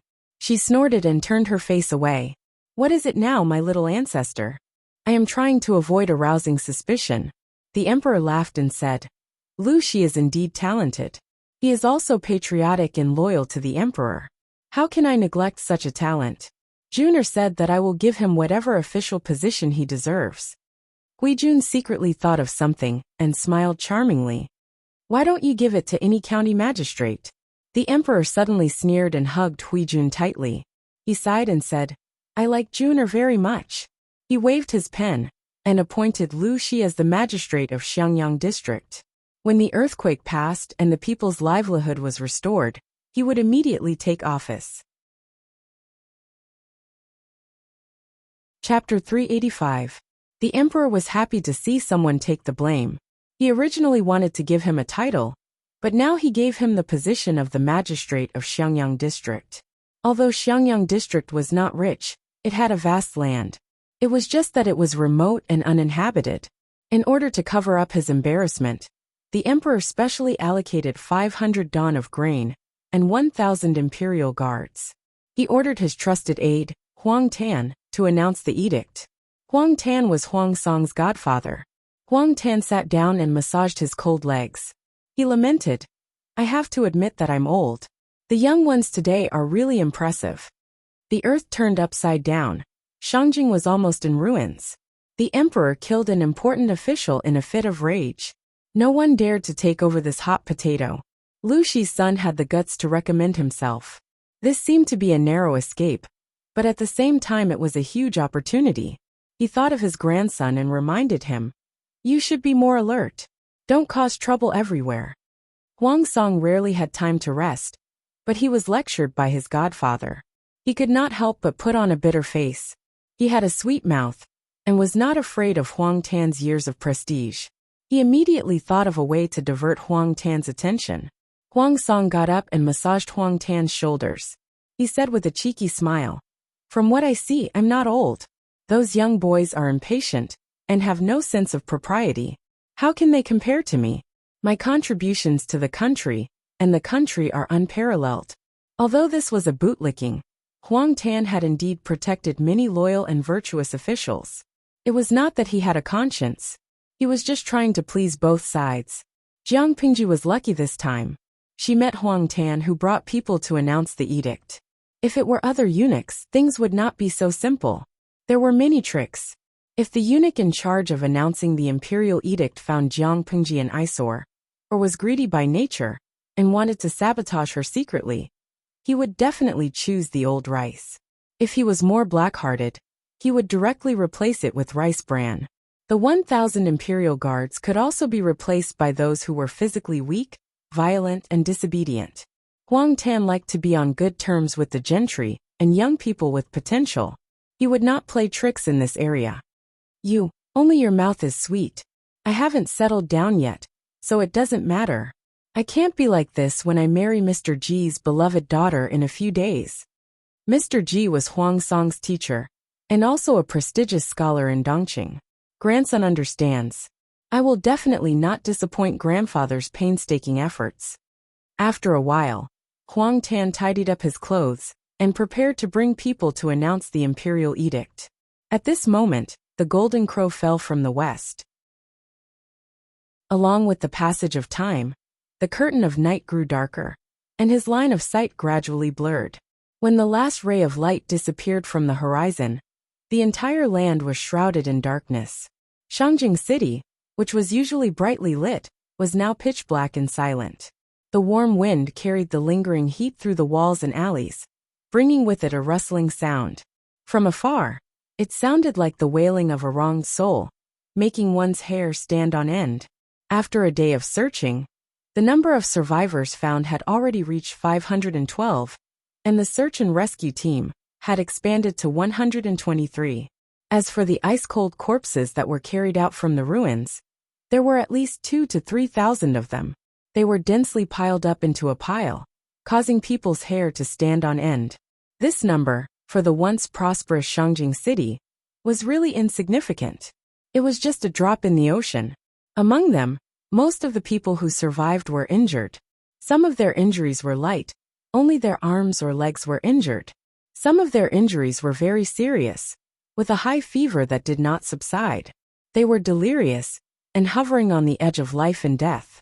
The maidservants from the 2 residences and the rescued women and children volunteered to take care of the injured. Xiaoyu, bring some people to this place to collect rations at night. Move stealthily. Jiang Pingji passed a map to Su Ke. This matter should be done by herself, but she was the only one who could search and rescue at night. The efficiency of the others was too low. Rather than that, it was better to send some people to collect rations to temporarily alleviate the food shortage and stabilize the people's hearts. Feng Jin saw that Su Ke was so tired that his face was pale, and his eyes were still green. He said, "Why don't you leave this matter to me?" "No need. Why you stay here and take charge. I can still handle it." Su Ke composed himself. He knew that Feng Jin did not have much rest during this period of time. He was tormented by his wife's labor. And then there was the earthquake. He did not sleep at all. He was alone now. His wife, Xuanmei, was far away in Hejian County. Feng Jin was tied down by his family and could not leave his wife and daughter at will. It seemed that he was the most suitable person to handle this matter. 20 hours had passed since the earthquake. Jiang Pingji did not know how many survivors there were in the entire Shangjing City, and how many people had died in the long wait. All she could do was to search for the survivors from the ruins and send them for treatment. Jiang Pingji held a simple torch. She was not afraid of walking at night, but the people behind her could not. "Is there anyone alive? Respond if you are alive. Is there anyone alive here? We are here to save people. Is there anyone alive?" The servants behind her put their hands by their mouths. After shouting for a day, their voices had long become hoarse. Their throats were very painful. In order to cover up her abnormality, Jiang Pingji did not stop them from shouting. She only focused her mind and looked for traces of life. Suddenly, Jiang Pingji said in a hoarse voice, "Wait! Don't make a sound." She raised her hand and gestured for them to temporarily stop shouting. After one day, these people had already regarded her as a god. Her every move fell into their eyes. Even when the government did not take any action, this person was still able to stand out and not give up even a single life. This made the eyes of some simple and honest men sour. Jiang Pingji listened for a while and found that the source of the sound came from under a pile of rubble in front of her. "There is a child crying." Everyone listened carefully. That intermittent crying sound was indeed that of a baby. Jiang Pingji stepped on the rubble. The dull pain from the soles of her feet went straight to her brain. It was very difficult to walk through the ruins after the earthquake. Jiang Pingji's shoes had long been useless. If the audience in the streaming room had not reminded her, she would not have even realized that the wooden clogs under her feet had been completely destroyed. The soles of her bare feet were bleeding and cut by the sharp gravel in the ruins. After returning, she asked someone to get a coarse cloth. She folded it into a stack and tied it to her feet to make it easier to walk. However, there was no time to treat the wound on the soles of her feet. The torn flesh and the coarse cloth stuck together. If it was torn, a layer of bloody skin would come off. "You go here and here. Look in these 2 places. Move the rubble away." Jiang Pingji divided the teams. One person held a torch to illuminate the way, while the others buried their heads in work. After a day, it was unknown how much sweat they had shed and how many bowls of salt-mixed water they had drunk. After dividing the teams, Jiang Pingji forcefully moved the huge wooden beam that was weighing down on them. After a day, the skin on her palms was no longer intact. Layers of flesh and blood mixed with dust had accumulated. After moving the last piece, Jiang Pingji took the torch. Everyone looked and saw a woman curled up on the ground. Her legs and femur were crushed by the fallen beam. Only her back was still stubbornly protruding. Her head was against the ground, and her arms were folded in front of her chest, as if she was hugging something. The blood that flowed from her body dyed the surrounding area dark. The strong smell of blood drifted along with the night wind. Chapter 386. Behind her, a servant asked in a low voice, "Langjun, is she still alive?" He seemed to be afraid of startling someone, so his voice sounded cautious. Not only him, but the others also reacted the same way. She passed the torch to the servant and said coldly, "She's dead. Help me hold the torch. The child is still alive." The servant did as he was told. He took 2 steps to the side to change the angle of the torch, so that the shadows wouldn't block his view. Jiang Pingji went down to the ruins and moved the heavy object that was crushing the woman away. The broken legs and femur were almost flat on the ground. The audience in the streaming room didn't dare to look directly at it.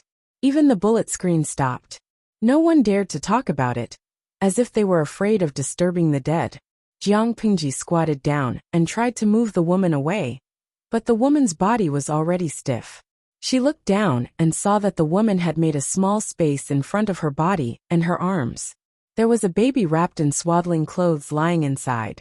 Her fingertips touched the dead and stiff skin, and she said in a low voice, "I'm sorry."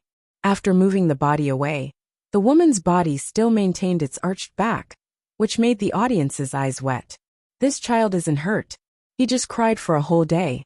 His throat is probably hurt. He hasn't eaten for a whole day, so he's a bit hungry." Jiang Pingji examined the child. Except for his weak crying, there was nothing else. It was obvious that the woman had protected him well. Jiang Pingji hugged the child and coaxed him gently. The child was easy to coax. She held him and shook him gently. He soon stopped crying, but his nose was still twitching. He looked very pitiful. The servant looked at the child, then at the woman, and asked in a low voice, "Langjun, what should we do with the lady? Should we bring her back?" "Bring her back. The weather is hot now, so it's not easy to preserve the body. If we keep it like this, it will rot and maggots will grow in 3 to 5 days. The dead are the most important. Bring her back and bury her. It's also considered a peaceful burial," Jiang Pingji answered in a low voice, for fear of startling the child in her arms. The servant nodded and was about to move the woman out with the people around him, but Jiang Pingji spoke again. "Do you know which family this area belongs to?" Jiang Pingji looked at the woman's attire and the appearance of the corpse. She guessed the relationship between the woman and the child. In today's world, if a child who was less than 2 months old did not have the protection of elders and relatives, it was impossible for him to grow up. Even if he grew up, life would be quite difficult. If he knew which family he was from, he might be able to find the child's relatives by following the clues. However, Shangjing was so big, the servants were either brought in by Jiang Pingji or Feng Jin from outside. They were young adults living in the commoners' district. How could they know the news of every household? After asking around, no one could give a clear answer. Jiang Pingji could only sigh and give up. She had a complete map of Shangjing in her mind. She could easily find the exact location of the nearby ruins by comparing the area with the map. "Forget it. I'll slowly look for it in the future." Jiang Pingji wanted to hand the child over to the servants and ask them to bring the female corpse and the child back to the camp. Unfortunately, the child immediately cried as soon as he left her arms. His cries were no louder than a kitten's, and he kept clawing at the air with his fists. His yearning look was unbearable. Inyang Kuaixian. Before watching the live stream, I never thought that my tear ducts would be so developed. Sans Hisong Shuningsher. I'm a man, but I'm crying like a girl now. I'm typing while crying. People will think that I'm crazy.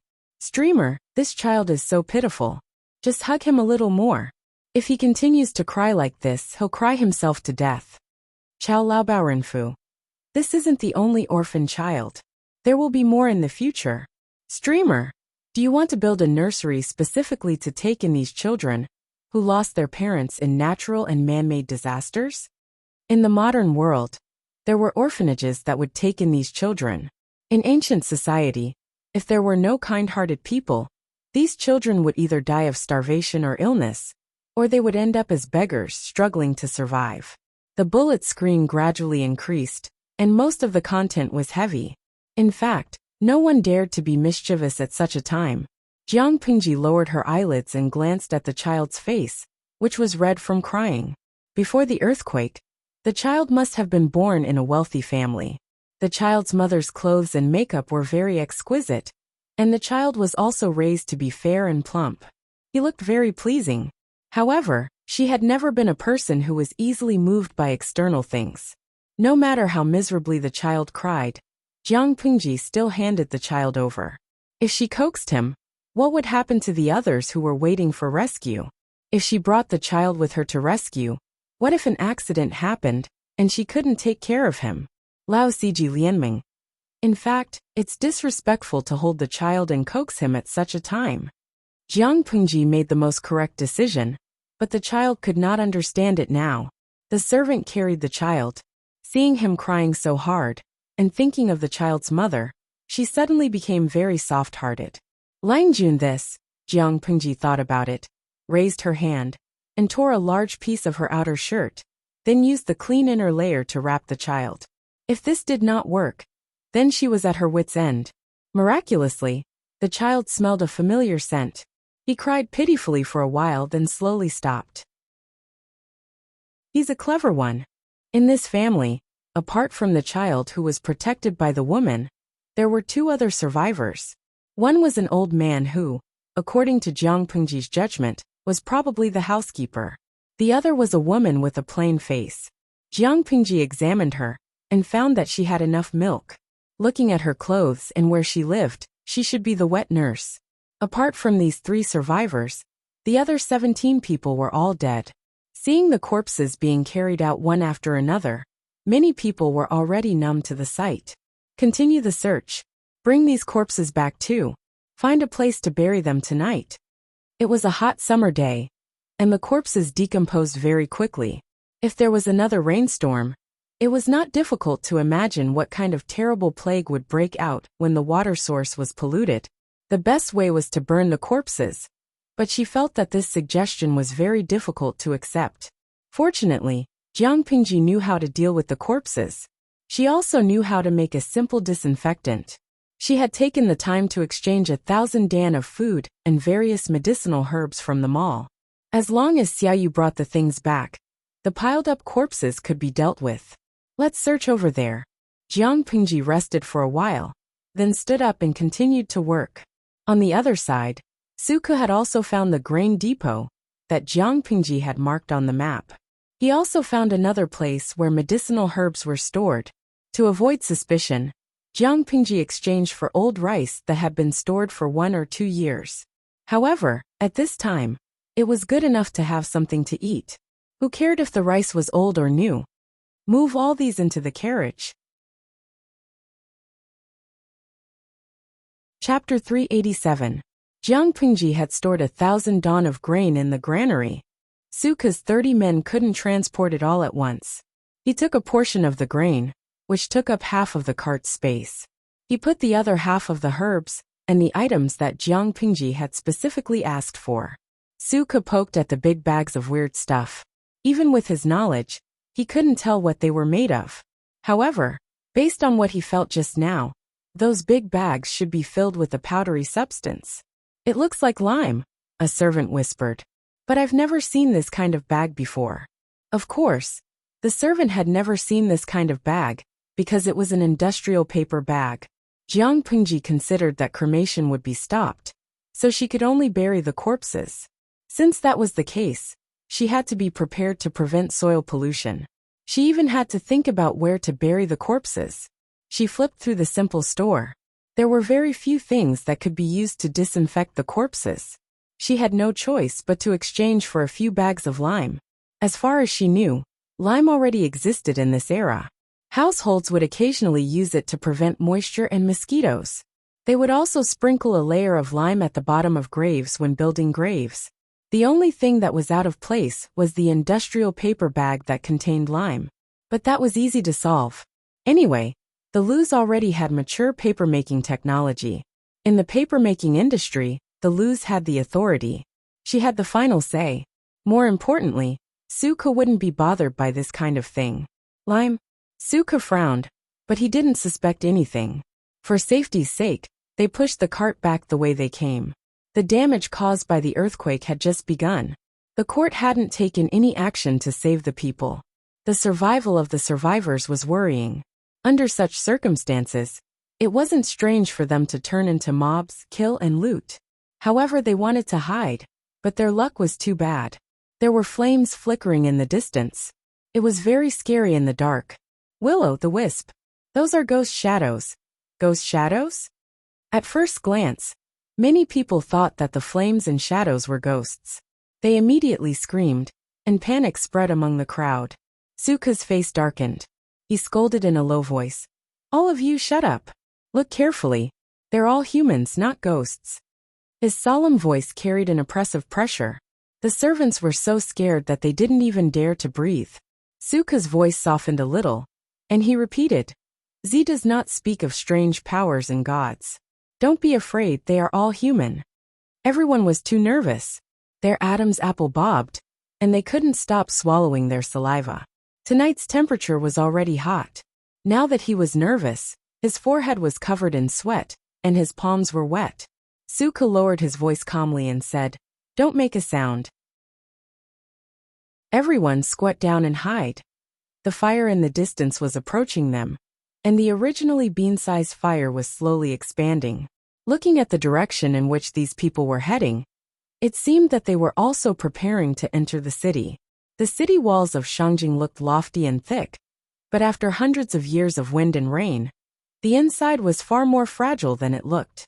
When the earth dragon turned over, the city wall collapsed and was damaged a lot. The soldiers guarding the gate also disappeared. The lofty and huge city gate was broken into a few pieces and looked like it was about to collapse. In order to survive, some of the lucky survivors packed up their belongings and sneaked out of the city through the city gate. At this time, the commoners were running for their lives, so why would they enter the city? Suka frowned deeply, wondering if this group of people was a relief team sent by the imperial court. If that was the case, the people of Shangjing would have hope. After half an hour, Suka dispelled the speculation in his mind. There were many people in that group of ghost shadows. The night was too dark, so Suka couldn't determine the specific number. Listening carefully, their footsteps were heavy and steady. No one talked among the team, only the sound of footsteps and the rolling of the cart wheels could be heard.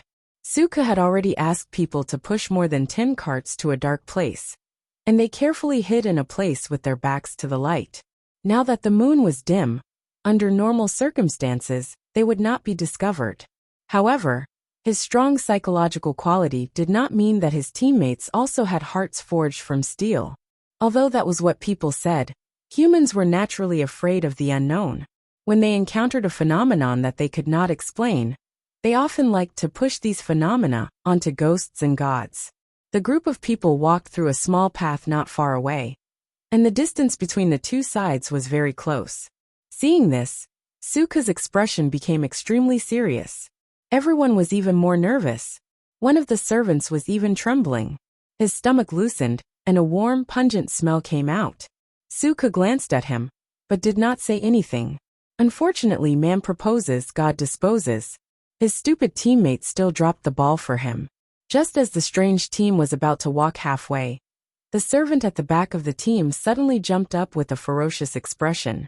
He let out a painful cry for help, and his right arm kept waving. Vaguely, a long thing could be seen swinging in the air. Looking closely, it was actually a snake. Snake, there's a snake. This person's cry startled the others, and the procession instantly became chaotic. Many servants who were hiding on the ground also jumped up in fright, and quickly moved away from the person who was bitten by the snake. At this time, the unknown procession was also alerted. Who's there? Suka's heart sank, and he secretly gritted his teeth. What kind of lousy luck was this? The scene that he most didn't want to see happened. The unknown team surrounded them with guns. Burning tongues of fire licked continuously, and from time to time, there was an explosive sound. Suka's neck was pressed against the enemy's sharp blade, and his life was no longer in his hands. He secretly took a deep breath and suppressed those distracting thoughts. His back was perfectly straight, and his blood-stained black date Confucian robe made him look proud and unyielding. These people are suspicious, arrest all of them. No one knew who said this, but the group of people with guns moved forward to arrest them. Wait! The two sides confronted each other. Suka was not afraid of the threat, and raised his hand to stop them. With a calm expression he said, "The Earth Dragon turned over, and caused Shangjing to be in a state of devastation. Not even 1 out of 10 people survived. I was ordered by fate to deliver food and medicine, and this concerns the lives of many people. It cannot be delayed for even a moment, and I hope that everyone can make an exception. Previously, I saw your whereabouts, and to prevent misunderstandings, I avoided you. If you are still not willing to believe me, I am willing to go with you. However, there are many snakes in the forest, and one of the workers transporting the food was accidentally bitten by a snake. I wonder if you can save him." This group of people also looked at each other, not knowing how to deal with them. They were already tired from the journey at night, and in a moment of relaxation, they did not notice that there was a group of people ambushing at such a close distance. If these people had evil intentions, they would definitely be caught off guard. Chapter 388. They did not let down their guard. More than 10 people continued to point their spears at them. Another 2 people carried torches and went forward to check. Under the illumination of the torches, they saw more than 10 hidden carts with medicinal herbs and food on them. "It's a non-venomous black snake. 1 bite won't kill you. Stop howling." Another person came forward with a torch. With the help of the light, the big guy found that the snake was still biting the pale-faced servant. That person looked carefully and knew that it was a non-venomous snake. It was very common in the wild. He lifted his hand and pulled it down. He rolled it up in his hand and threw it with his strong right arm. The snake was thrown far away. After a while, there was the sound of grass and trees shaking. The servant heard this and stopped trembling. He looked down at the wound on his wrist. The blood was bright red, and there were no signs of poisoning. But when we go back, we still need to wash it with clean water and apply some medicine to reduce the swelling. This way, the wound will heal faster. The movement here also alerted the people in front of the group. Thus the group stopped. At the front of the group, a man dressed like a scholar had gloomy eyes like thick ink. "What happened?" "We found a group of suspicious people. They claimed to be helping the people of Shangjing to transport food and medicine." The man heard this and raised his eyebrows. "Oh, take me to see. If they are really doing this for the people, why are they hiding?" "Sir, I will go with you." Beside the man was a strong man with a thick beard. His muscles seemed to be bursting out of the brown on his body. With one look, one could tell what kind of explosive power was contained in his muscles. Huang Tan brought 1,000 imperial guards and 500 dan of food, and entered from the collapsed east gate of Shangjing. The imperial guards held up hundreds of torches. From afar, it looked like a slowly moving fireball floating in the air. Huang Tan squinted his eyes and used the light to see the surrounding situation. He could not help but sigh. A natural disaster was not something a human could resist. 2 days ago, the bustling Shangjing was now in ruins. The night wind carried an unspeakable stench. He took out a handkerchief from his bosom and covered his nose with it. He raised his hand. "Go!" At this time, a weak cry for help came from under the collapsed ruins. "Help! Help! Help!" Such a weak voice, coupled with the darkness of the night, was rather frightening. The imperial guards were in an uproar. Many of them looked fearful. Huang Tan's expression did not change, and he waved his hand. "The announcement of the imperial edict is more important. Don't delay it." Shangjing had become a dead city. Even Huang Tan, a great eunuch who had seen much of the world, could not help but have goosebumps.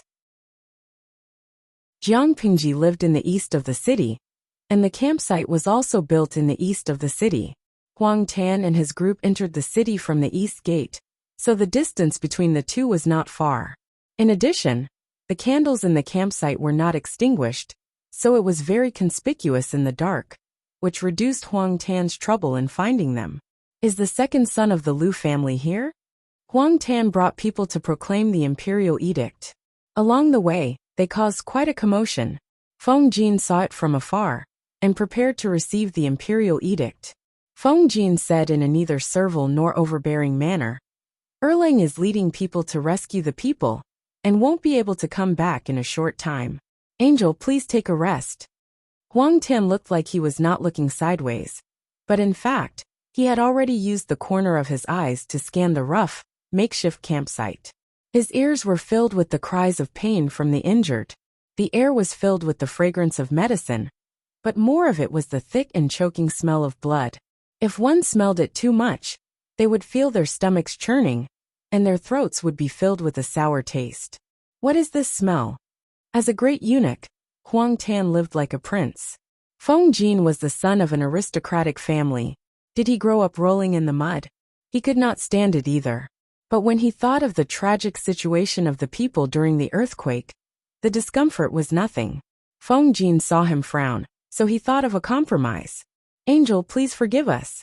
The campsite is rough and dirty, and there are many injured people. To prevent the filth on the people from hurting you, I would like to ask you to wait in another place. I will send someone to call the second Langjun back." He coaxed Huang Tan to wait in a corner. There was a small shed, an incense burner, and a burning sandalwood incense. It diluted the smell in the air. Huang Tan sat down on the stool, his eyes sweeping across the room. He saw a shadow that looked like a small hill in the distance. He pointed and asked, "What is that?" It was windy, and the smell was especially bad.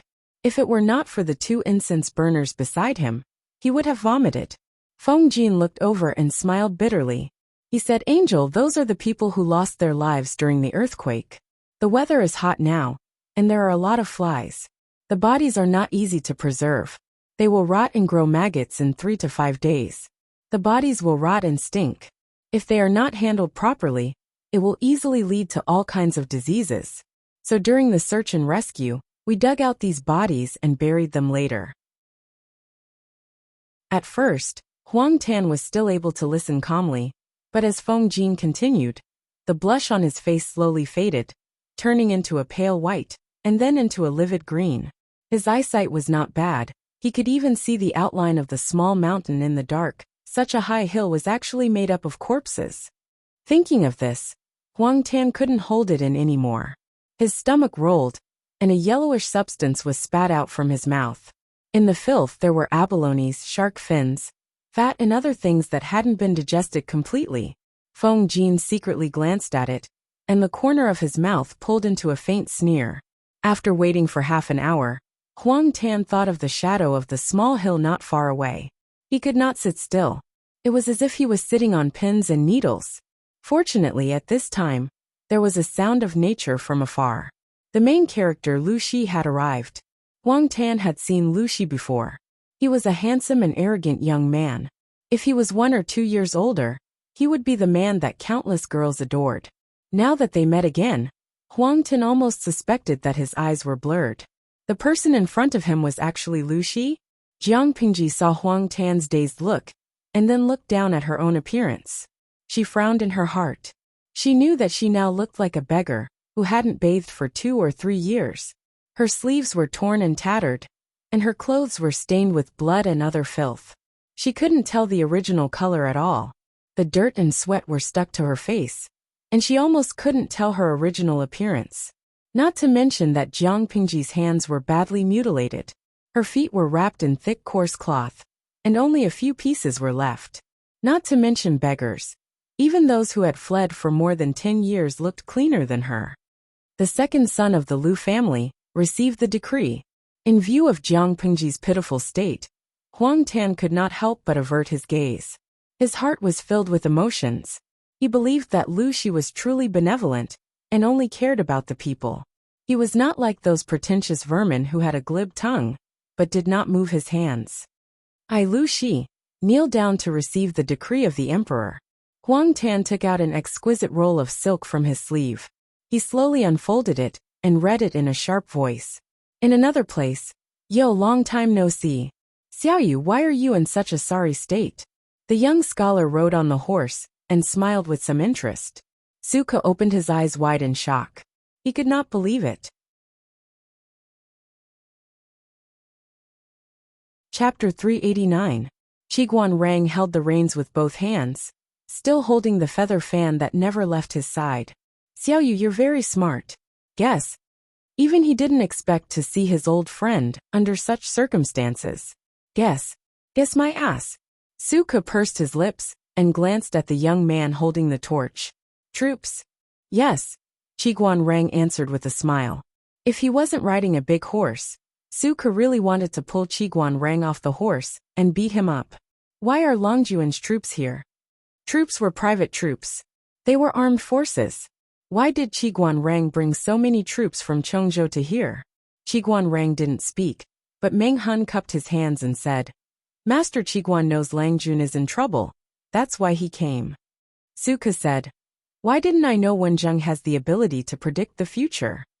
Qiguan Rang smiled but didn't say anything. He glanced at the cart that was being pushed out, then at Suke and his men. He had an idea.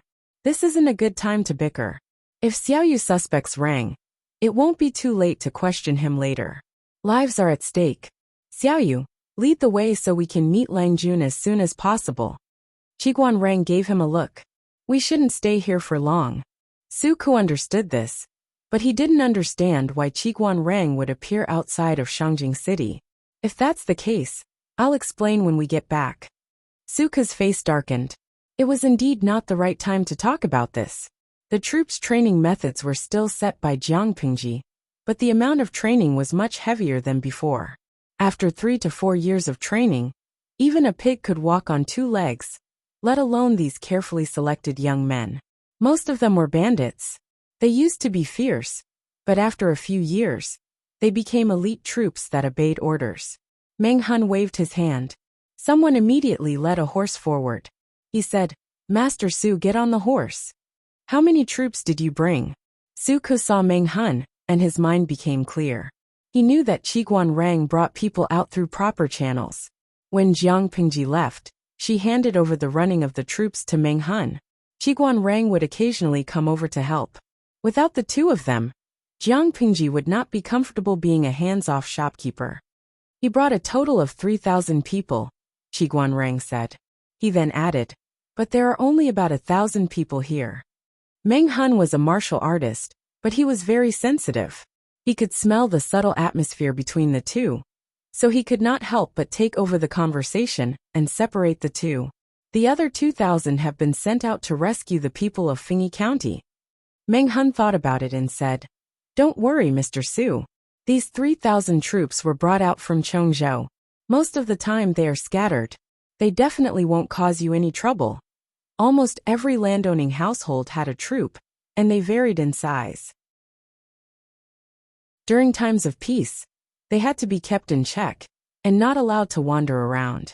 If they were discovered to be gathering on a large scale, they might suspect that they were trying to stir up trouble. By then, the leader of the troop would be in trouble. Suke listened and agreed. His expression softened a little, but his furrowed brows still showed no signs of relaxing. He knew that Qiguan Rang was cautious by nature, and would not hand over such a big weakness to the enemy. That was indeed the case.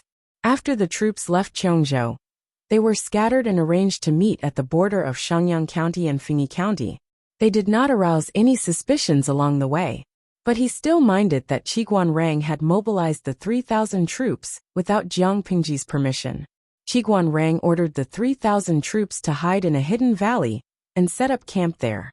They had been hiding for a few days. After the earthquake, none of the troops died, but a few unlucky ones were smashed by the fallen tents and suffered minor injuries. Qiguan Rang had never been to Shangjing. Looking at the towering city gate, he could imagine the luxurious buildings behind it. However, after passing through the broken city gate, the scene behind the gate struck his heart, causing his pupils to shrink. It was a scene of desolation and ruins. Where was the luxurious scene he had imagined? They entered the city from the north gate. The nearby areas had not been searched. When a few lucky survivors heard the footsteps, they immediately thought of ways to make noise to attract the attention of the living. The scene was a little horrifying, but the troops' expressions did not change. They were not affected by the outside world. Why didn't the court send anyone over? Or, haven't they found this place? Qiguan Rang had been living in the small valley for a while, and was not well informed about the outside world. If the earthquake had not happened, he would have continued squatting there, and waited for Jiang Pingji to come over. Suka's face was cold. He sneered and said, "How can the Son of Heaven, who sits in the nine heavens imperial court, hear the cries of human suffering?" Qiguan Rang's heart sank. The earthquake had happened for a day and a night, but the court had not taken any action. Why? Even if he did not know about the golden rescue time, he knew that the longer it dragged on, the more people would die. Dozens of troops were left behind to rescue the few people who had asked for help from the ruins. Jiang Pingji accepted the imperial edict. Huang Tan left 1,000 imperial guards and 500 dawn of rations, and could not wait to leave. The smell of this place was too strong. Looking at Huang Tan being escorted away by hundreds of people, Jiang Pingji clenched the imperial edict in her hand and remained expressionless. She glanced at the imperial guards. Who is in charge here? Because the space was limited and there were too many people, only 3 people followed Huang Tan to stand in front of her. The rest were waiting outside. After she finished speaking, someone came forward and cupped his hands. He said in a low muffled voice, "It's me." Jiang Pingji looked at the man carefully. He was about 8 feet tall, and had a stocky back and a bear's waist. He was burly and strong. 1 step forward was equivalent to 2 steps for a normal person. He wore the armor of the Imperial Guards, and a thin shirt underneath. The thin shirt could not hide his muscles at all. Jiang Pingji was not short among men her age, but she had to raise her head in front of this man. "What's your name?" "I'm Luo Yu. The Emperor has bestowed you all to me. During this period of time, your lives will be decided by me. You only need to follow my orders," Jiang Pingji said calmly. "If anyone disobeys, kill them on the spot. There's no need to bury them." Hearing this, Luo Yu frowned. He was slightly unhappy. The Imperial Guards protected the safety of Shangjing. In their hearts, they were different from ordinary people. Even if the person in front of them had an extraordinary background, he was still a commoner. If not for the Emperor's orders, he had no right to order them around. But Jiang Pingji said such words.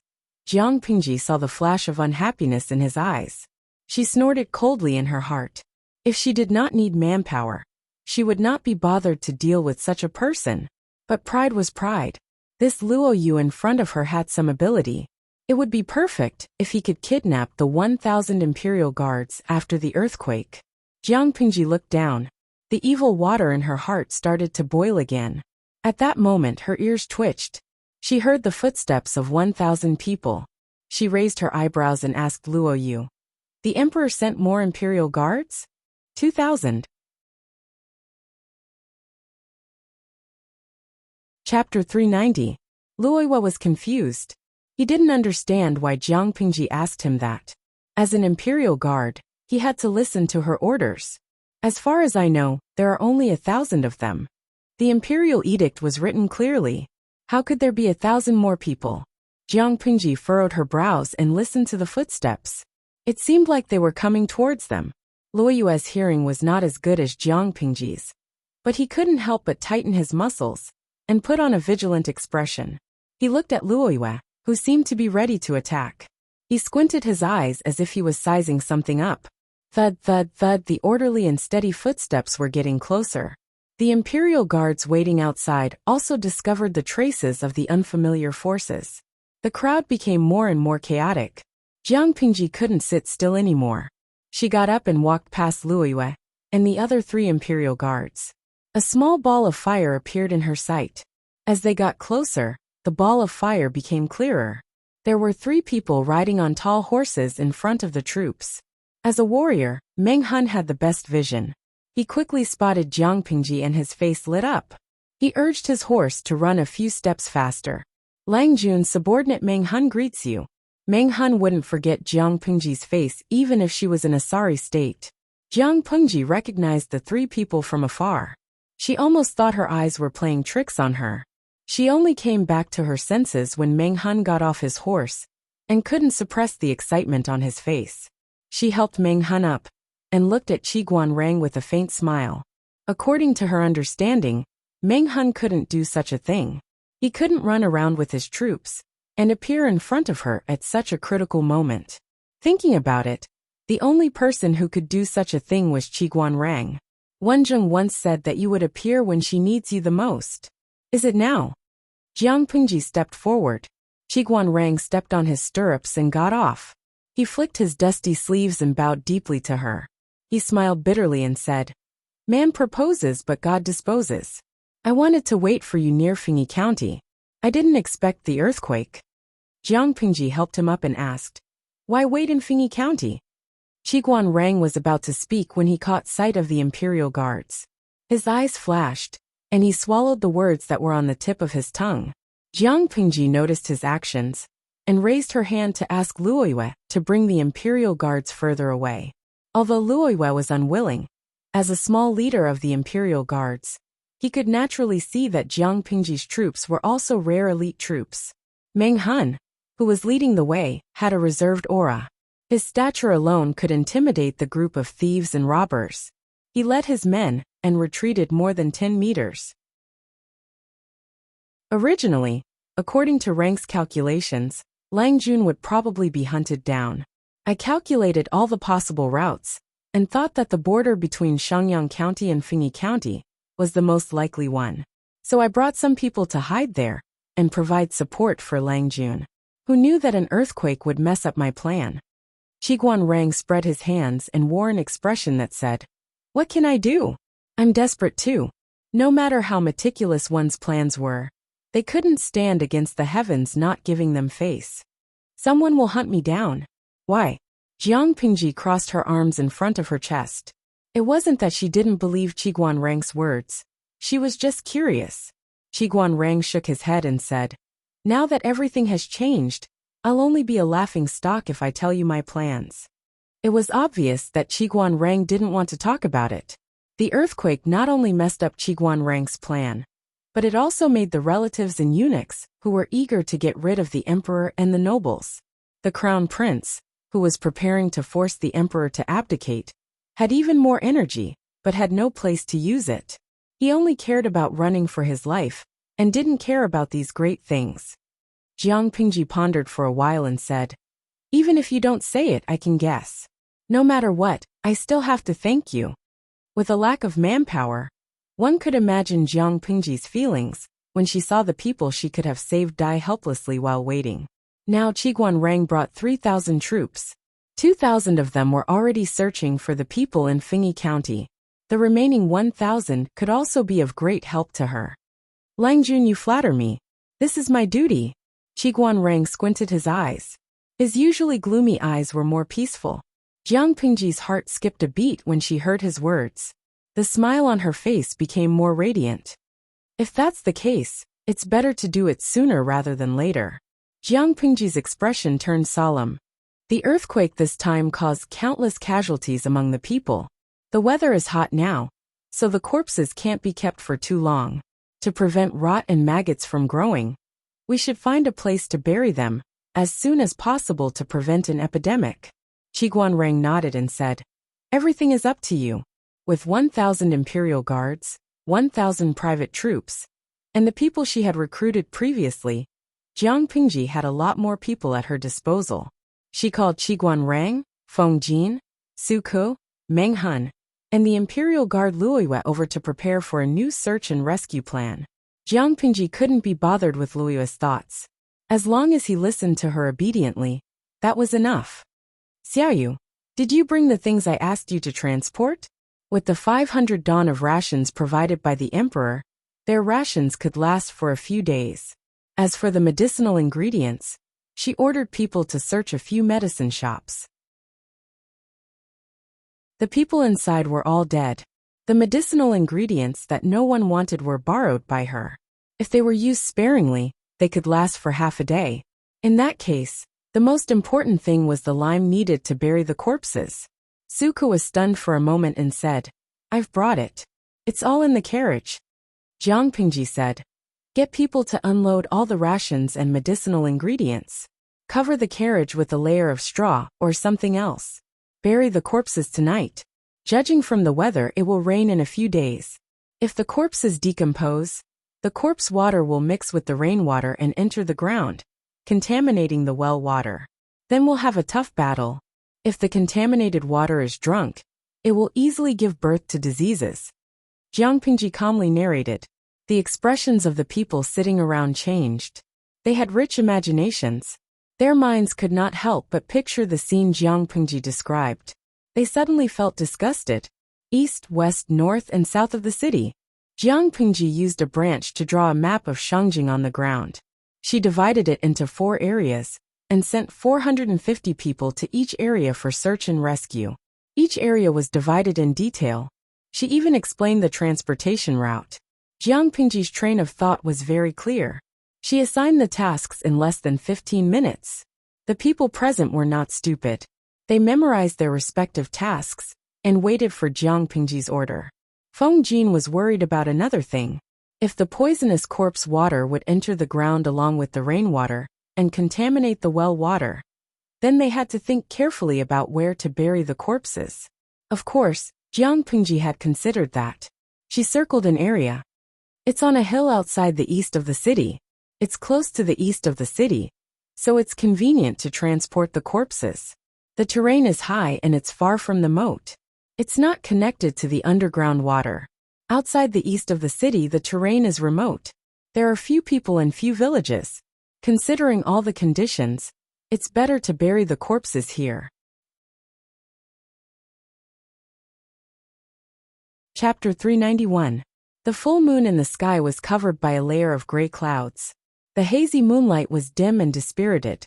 Outside Shangjing City, the continuous sound of shoveling rose and fell. Shovelfuls of soil were thrown from the bottom of the pit to the edge. Those who did not know would have thought that some godforsaken people were digging up their ancestral graves. After the efforts of hundreds of people, there was a huge pit in the ground. A thick layer of soil was piled up beside the pit. This depth is about right. Continue to dig outwards. If they dug too shallow, the soil on the ground might be washed away by the heavy rain, revealing the corpses underneath. If they dug too deep, the work would be huge. Their time was precious, and they could not afford to waste it. Jiang Pingji tore open the bag of lime at the edge of the pit. She wrapped her hands in a layer of cloth and scooped up some lime with a ladle that she found in the rice shop. Use this to spread the soil at the bottom of the pit, then cover it with another layer of soil. Be careful when you do this. Don't touch your skin. Hundreds of people worked together quickly. The huge pit was almost dug by the second half of the night. The audience in the streaming room watched the whole night with fear. They shuddered at the thought that such a huge pit would be used to bury corpses. To ease the horrifying atmosphere, many audience members spontaneously told jokes to amuse them. But the effect was minimal. As time passed, corpses were sent to the bottom of the pit one after another. Jiang Pingji watched in silence. The others were even more silent. The afterglow of the morning shone through the branches and leaves, leaving mottled cracks on the ground. The scene in the pit could be seen clearly, not to mention the imperial guards. Even her private troops could not help but hold their stomachs and retch. Some squatted on the ground with red eyes. They had not slept the whole night. At that moment, no one dared to say they were tired. They all stared at the corpses at the bottom of the pit in silence for a long time. Jiang Pingji's hoarse voice was heard. Bury them. This pit is not enough to bury people. After she finished speaking, she grabbed the shovel with both hands and shoveled soil into the pit. Only then did everyone react. They obeyed the order mechanically. After a layer of soil was covered, Jiang Pingji asked someone to spread a layer of lime, and then continued to shovel soil. They piled up a tall grave, and compacted the soil to prevent wild beasts or hungry birds from causing trouble. Finally, they inserted a wordless tombstone. Everyone must be tired after a night. Go wash your hands and face, eat something, and rest for 4 hours before you hand over your shift. The morning sun was like flowing golden sand, dazzling and beautiful. The imperial guards and troops who had stayed up all night to dig the pit to bury the corpses felt a little tired and sleepy. They wanted to stick their eyelids together. Previously, their nerves had been stretched taut, but now that they were relaxed, all of them wished they could lie down and sleep. But compared to being sleepy, filling his stomach was more important. There were 2 huge pots of porridge and steaming buns. Smelling the fragrance in the air, everyone's stomachs rumbled like thunder. He was really starving. They lined up to wash their hands and faces, took their portion of porridge and steamed bun, found a place to squat down, and started eating. The imperial guards ate in a refined manner, but the troops looked as if they hadn't eaten for years. Some of them ate too fast and almost choked. In order to meet up with Jiang Pengji as soon as possible, the troops rushed all the way under Qiguan Rang's request. They hadn't slept for almost 3 days and 2 nights, including the night before. Their eyes were dark, and their gazes were erratic. Now that they had the hot porridge and steamed bun, they suddenly felt refreshed. When they were full, their limbs were filled with warmth. Many of them leaned against the trees and started snoring. Jiang Pengji saw that, and her eyes were filled with relief. She carefully stuffed her portion of food into her mouth and ate it clean. With the help of 1,000 imperial guards and 1,000 troops, the efficiency of the search and rescue was incomparable. More and more injured were sent to the camp for the wounded. Most of them were corpses. Since the weather was hot, the corpses were carried out of the ruins and buried outside the city.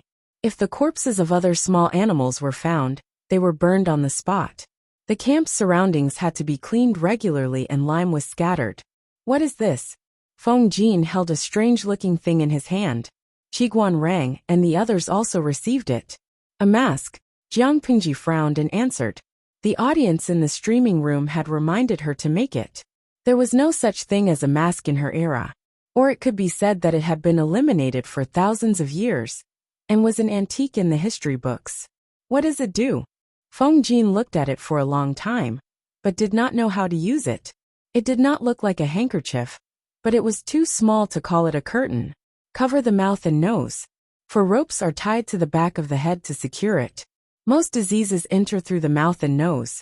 If you use this to cover the mouth and nose, and pay attention to food and water, it may reduce the incidence of diseases. Jiang Pengji explained, and then used her own mask to demonstrate how to use it. Feng Jin listened, and felt that it made some sense. This is a good thing. It can also cover up the smell. The corpses that piled up like a mountain were buried, but the camp for the wounded was full of patients.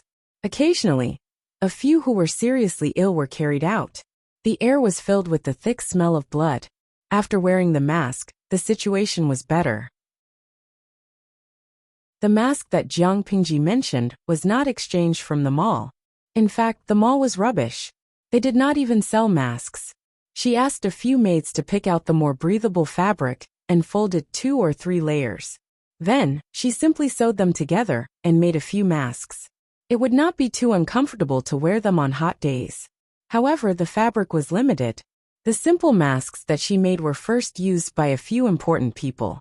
After they were used up, they could be boiled again, and then dried before being used again. The only thing to be thankful for was that halfway through the 2nd day of the earthquake, apart from a fever and coma, there were no other symptoms of diseases. Even so, Jiang Pengji could not be at ease too early. She still needed to prepare for a rainy day. Looking at the pitiful mall, she pulled out the system and gave it a good beating in her heart. Rubbish. The imprisoned system heard her angry rebuke and snorted. Was it to be blamed? Compared to the trashy system, the people in the streaming room were much cuter. They heard that Jiang Pengji was worried about the plague, so they gathered together to think of a solution. Even 3 heads can beat 1 zhuge. With 150,000 viewers, they really had a solution. Dadiozo. Host, I suddenly remembered a time travel novel I read before.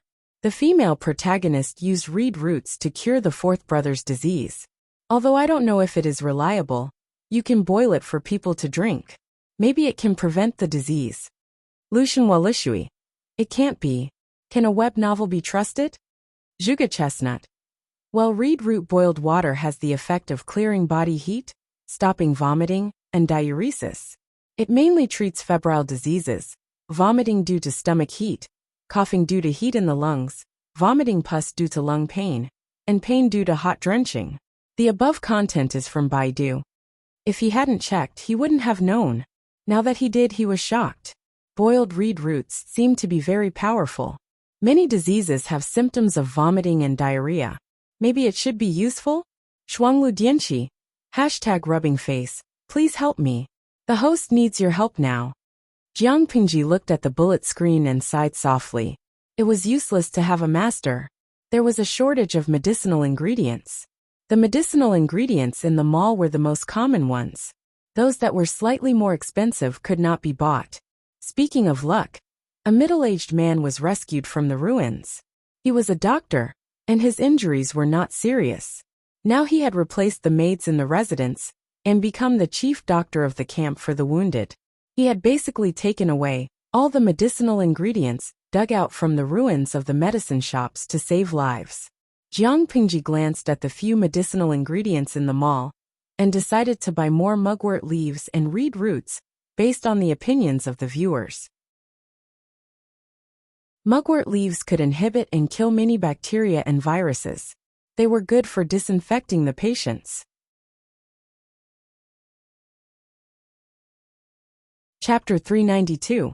On the third day of the earthquake, the emperor decreed that the capital would be moved to Qinzhou. Even though Feng Jin and the others had expected the emperor to move the capital, they were still silent when the decree was issued. The people were even more grief-stricken when they heard the news. Their cries shook the heavens.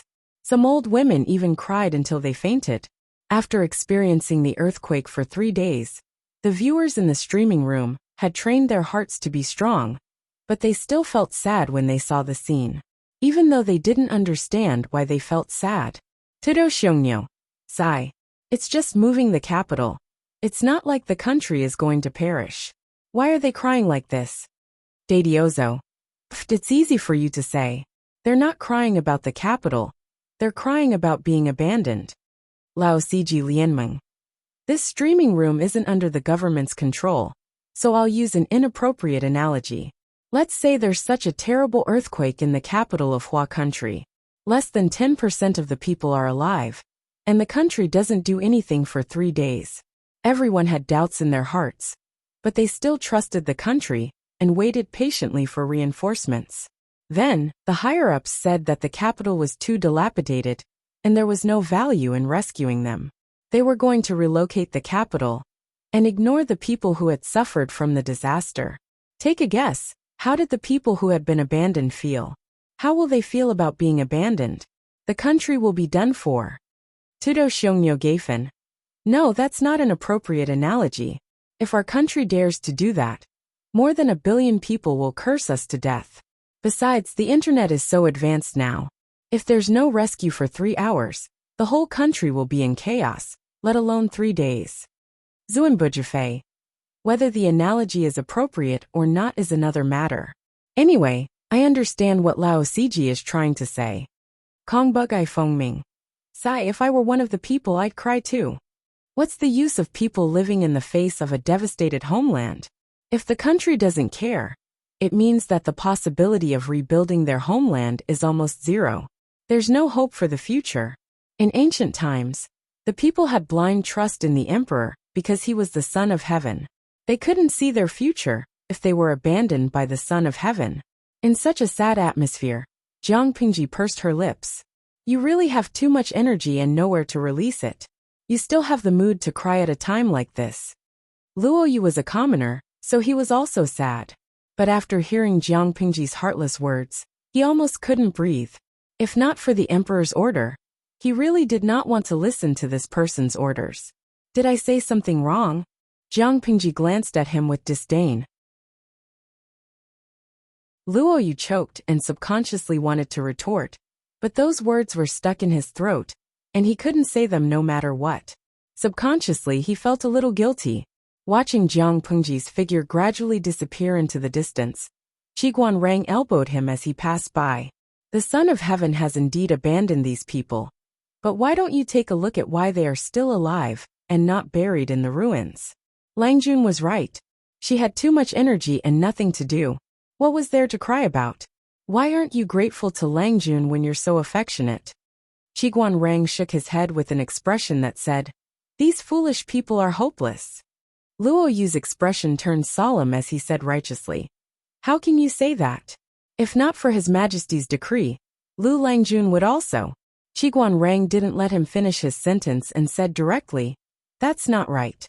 If it wasn't for my Longjuan's kindness and volunteering to take on this difficult task, do you think the emperor would have sent other people to rescue the people?"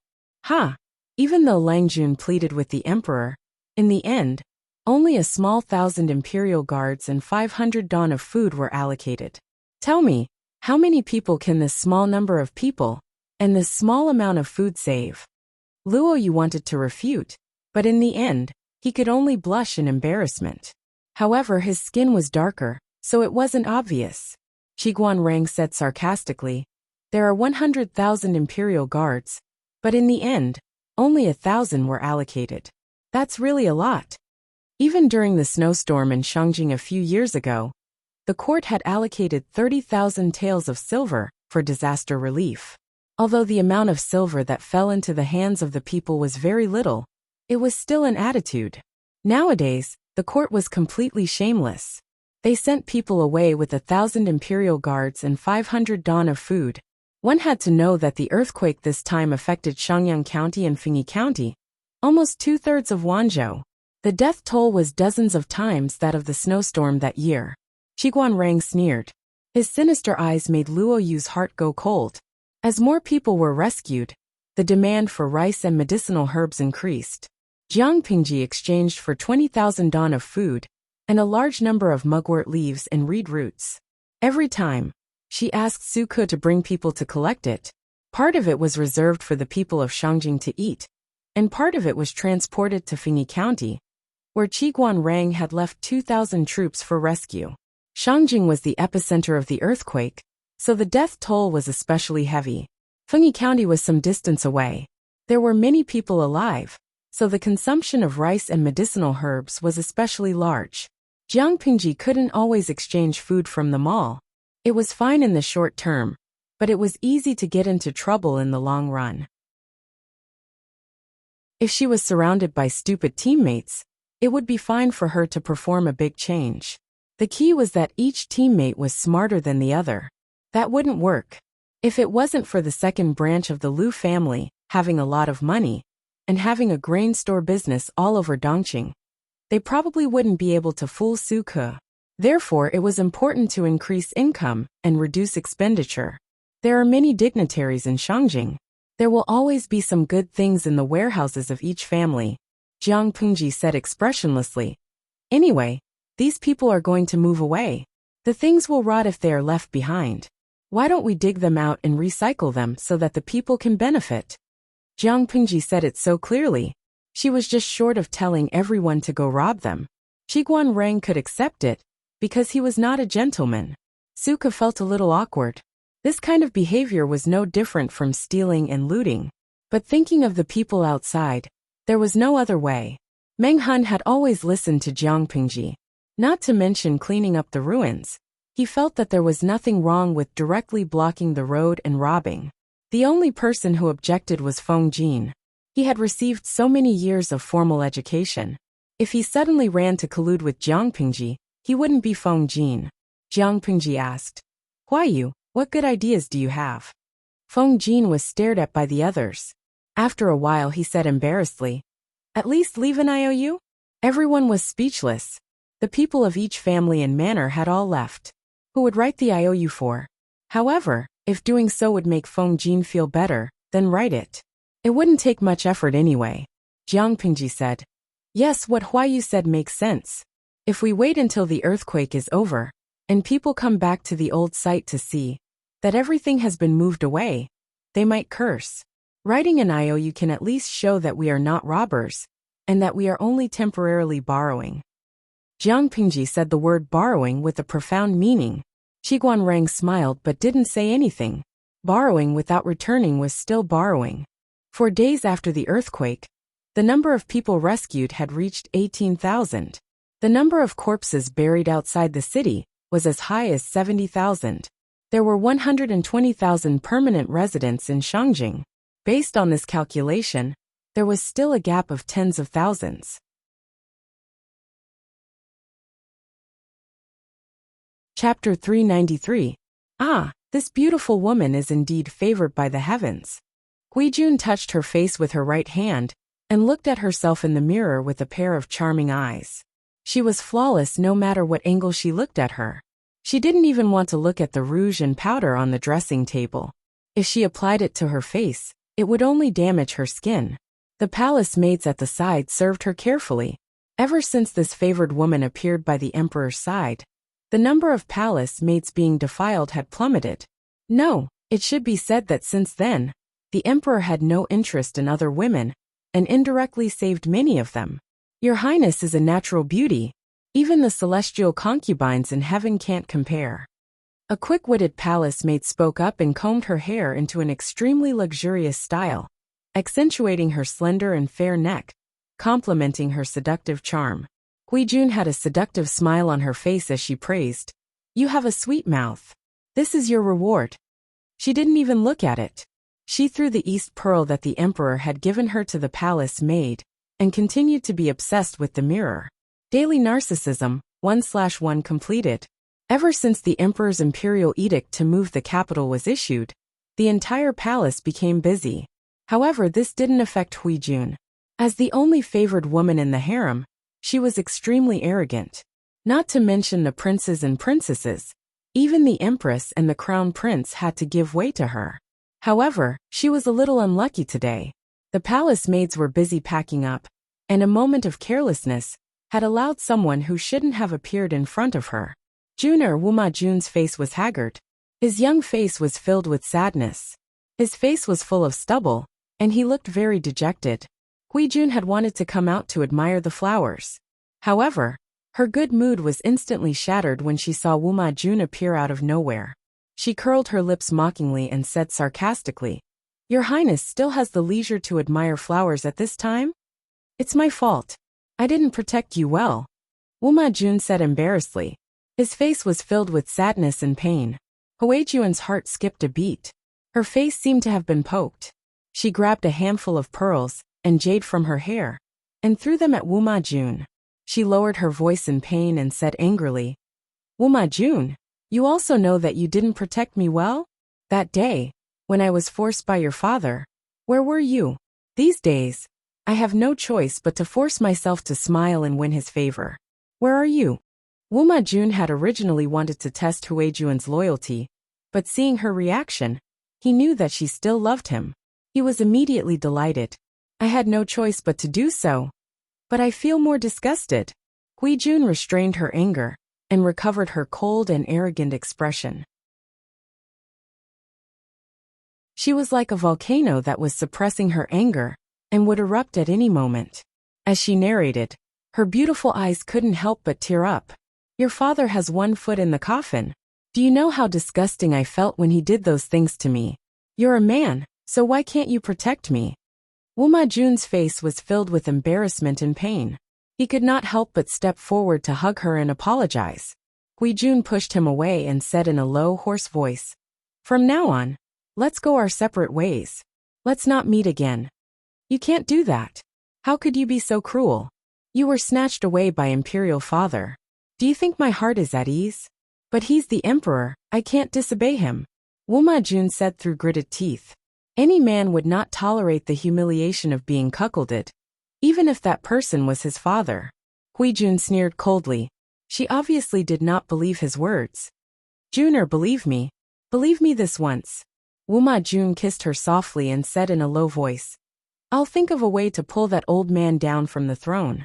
When that time comes, you'll be my empress, and we'll share the world. How about?" Huijuan's heart moved. She was obviously persuaded. Wuma Jun took advantage of the situation and pursued her. The two of them simply cuddled in the artificial mountain cave for a while. Wuma Jun's complexion improved a lot after tasting the long-awaited pleasure. After tasting the best delicacies in the world, he felt disgusted when he tasted those vulgar women. They tasted like wax. Hui Jun leisurely tidied up her clothes and asked, "What do you want to do then?" Wuma Jun said, "Don't worry, I already have a foolproof plan. I've already conspired with the emperor. Now that the old man wants to move the capital, it's a good opportunity. There are many mobs on the road, and 100,000 imperial guards are not enough. As long as you think of a way to get him to summon the emperor, we'll work together and succeed." There were at least 20,000 palace maids, eunuchs, concubines, and women with no status in Shangyang Palace. The important officials of the imperial court and their families, as well as the treasures of each residence, had to be taken away. Although the national treasury did not have much silver, the emperor's private treasury was extremely rich. It was not safe to send all these things to the new capital, with just 100,000 imperial guards. The emperor? Prince Changsha? But that old man is so suspicious. He won't agree at all. Wuma Jun gritted his teeth and said harshly, "Then you think of a way. If it really doesn't work, pass a fake imperial edict." "I'm afraid that's not good. Only with the emperor's personal edict can the emperor bring his troops out of the fief and help us. For us, you must do it."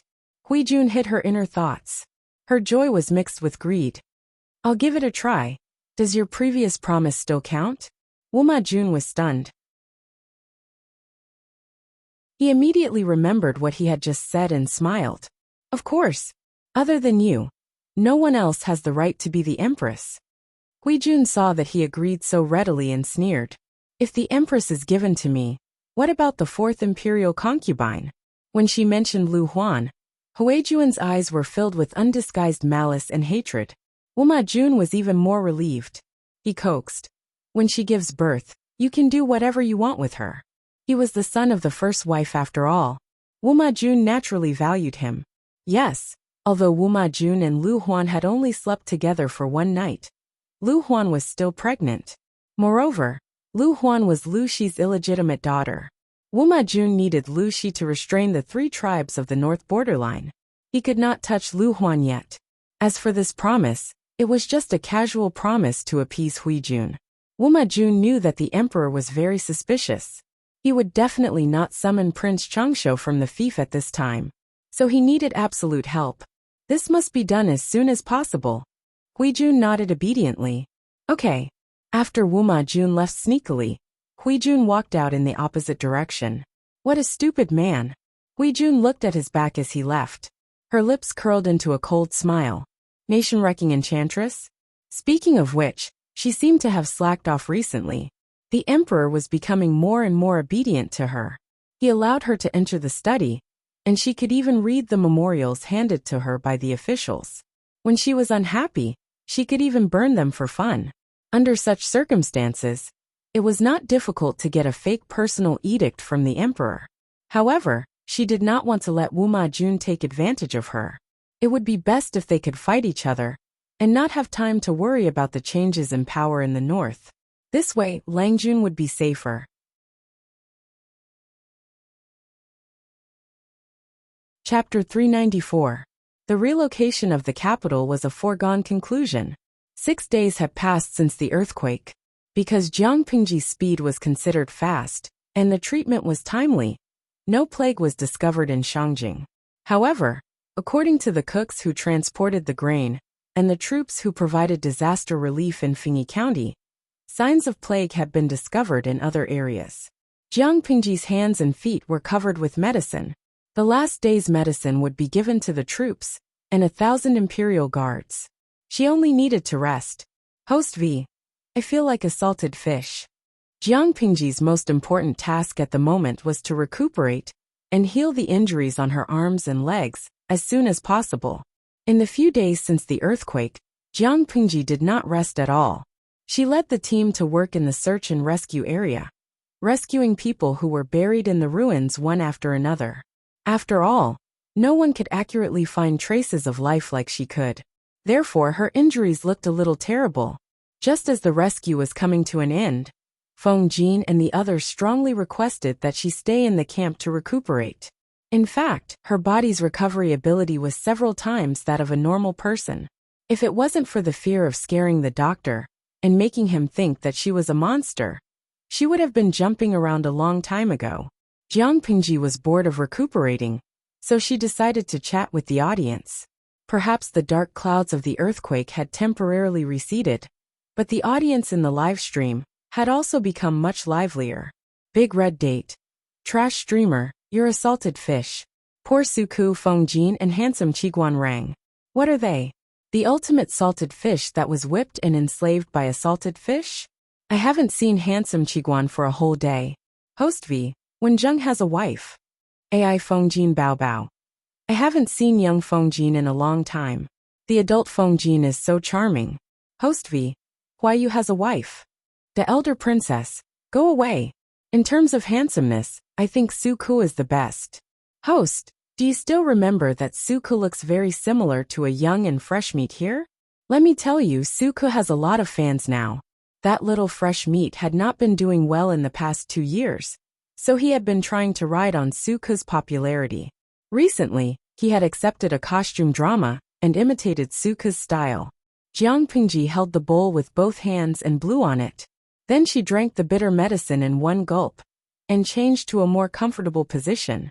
Host V, Xiao Yu has a wife. Huyang Meisho, what's wrong with getting married? I say, you guys are really childish and shallow. Young Fengjin, young Suku, and Uncle Qiguan Rang. The 3 of them are all scholars. Their shoulders are not heavy, and their hands are not heavy. If they don't have the intelligence that they are proud of, they feel like useless white chickens. In my opinion, Uncle Minghun is better. Those muscles of his make me envious. Only when the man was strong and healthy could the husband and wife live harmoniously. Jiang Pingji glanced at the bullet screen. It was as if she could hear the sound of a train passing by. Host V, my wife died.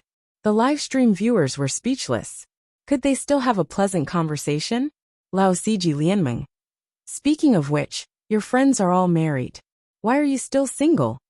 How could Jiang Pingji admit defeat? Host V, Sai, aren't I accompanying you guys? Although she was recuperating, Jiang Pingji was not idle. After teasing the audience, Jiang Pingji was in a much better mood. She raised her hand and pulled over the drawing on the short table. This was not the great universal geographical map of Dongqing, but the topographic map of the nearby counties. It was drawn very crudely and could barely be read. At that moment, Feng Jin entered the tent. Huayu, how's the counting of the injured outside? Jiang Pingji ate some candied plums to suppress the bitterness in her mouth. The specific number is out. 19,812 people. The number of dead people is impossible to count. It's roughly estimated to be 85,000. Even Feng Jin could not help but sigh when he reported the number. Shangjing used to be so prosperous. There were 120,000 people in the city. An earthquake killed 70% of the population. Jiang Pingji calculated and felt that the number was about the same. Even if they conducted a thorough search twice, there was no guarantee that there were no missing people. Jiang Pingji set up a gruel stall and a relief camp in Shangjing. There was no guarantee that no people survived and escaped. The number of people was not far from what she expected. I plan to take up my post in Xiangyang district in 2 days, Jiang Pingji said. So soon? Feng Jin was startled. He asked, if that's the case, how are we going to settle the people outside? Jiang Pingji smiled and said, if the people are willing to follow us, then let them follow us. If they feel that it's hard to leave their homeland, everyone can leave some food. That's the most benevolent thing we can do. We have to leave as soon as possible to prevent any accidents from happening. The imperial court remained silent about the earthquake and insisted on moving the capital. How can the people who were abandoned tolerate this?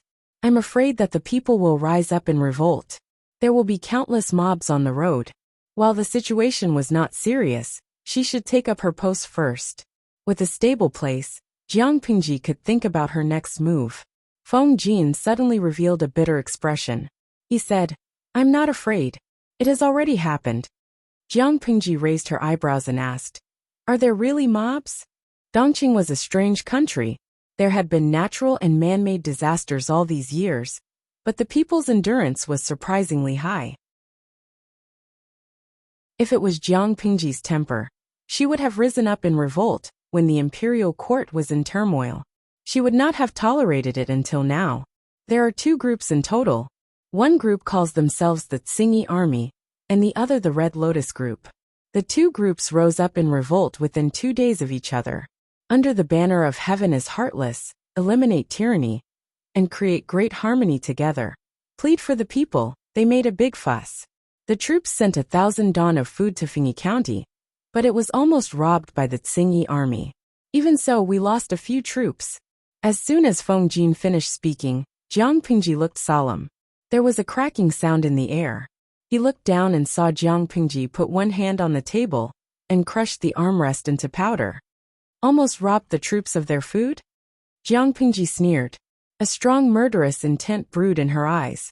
Since they raised such a noble banner, do you know that the food sent to Phingy County is used to help the victims? They even want to rob this? Feng Jin looked at the powder on the ground. He could not imagine how much strength Jiang Pingji had used. However, this also meant that her injury had healed, right? Feng Jin's face showed some sarcasm. What's the use of raising the banner of righteousness? They are just a motley crew without any discipline. In the end, they will only make loud noises and soft noises. They won't be able to stir up much trouble. There seemed to be nothing wrong with what he said, but the audience in the streaming room had a different opinion. Lao Siji Lianmeng. TSK, I think young Feng Jin has raised a big flag. Thinking back to the Yellow Turban Army in the last years of the Eastern Han Dynasty, who took them seriously in the beginning. In the end, didn't they make a big fuss and shake the entire court? Maishi Zayazalong. Young Feng Jin was born into an aristocratic family. He has a fixed impression of ordinary farmers. His judgment is correct. Not only him, but most people in this era think the same way. TSK, they still don't understand the anger of the farmers. Jiang Pingji smiled without saying a word to Feng Jin's words. This time, she was on the side of the audience in the streaming room. Tsingy Army, Red Lotus Group. TSK, the heavens are helping me. Jiang Pingji's eyes flickered slightly. She said, why you? Don't you think that just being the district magistrate of Xiangyang district doesn't suit my status?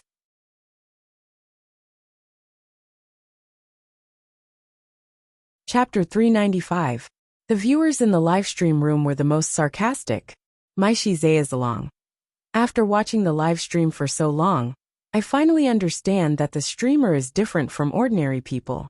Ordinary people at most eat from their bowls and look at the pot. But the streamer? She hasn't even eaten from her bowl. But she's already thinking about the uncooked food in the pot. She's still thinking about which chicken and duck to slaughter, and what to eat for supper. Ingyang Kuaixian. The commenter above put it so tactfully. Can't you just say that the streamer is greedy? Of course, this is a compliment. Lao Siji Lianmeng. Do you think greedy can describe the streamer's nature? There was another round of discussion among the viewers in the livestream room. Jiang Pingji rolled her eyes in her heart, and then blocked the bullet screen. If it was an ordinary person, they would probably be frightened by Jiang Pingji's words. Feng Jin was not an ordinary person. He could actually understand Jiang Pingji's strange thinking. He adjusted his mentality and muttered to himself for a while. Lanting, what you mean by this? You want Phingy County? From the map of Dongqing, Dongqing had 6 prefectures, and a total of 21 counties. The 6 prefectures were Cangzhou, Chongzhou, Zhangzhou, Wanzhou, Qinzhou, and Haozhou. Wanzhou included Xiangyang County, Phingy County, and Qingda County. Among the 3 counties, Phingy County had the largest area. However, it was located in the north and had the least population. Xiangyang County, where Jiang Pingji was about to be appointed, was in Phingy County. Jiang Pingji revealed a smile of determination and asked him in reply, why not? Feng Jin said, it's not that I want to pour cold water on you, but the emperor won't allow this. Lu Shi was already the magistrate of Chongzhou. Before he retired, Lu Shi could at most be the district magistrate of Xiangyang County. He would not be able to climb any higher. The emperor was suspicious. He even guarded against his own son, and even monitored him day and night, let alone Lu Shi and his son. When did I say I needed his permission? Jiang Pingji smiled and said, Huaiyu is still too much of a gentleman.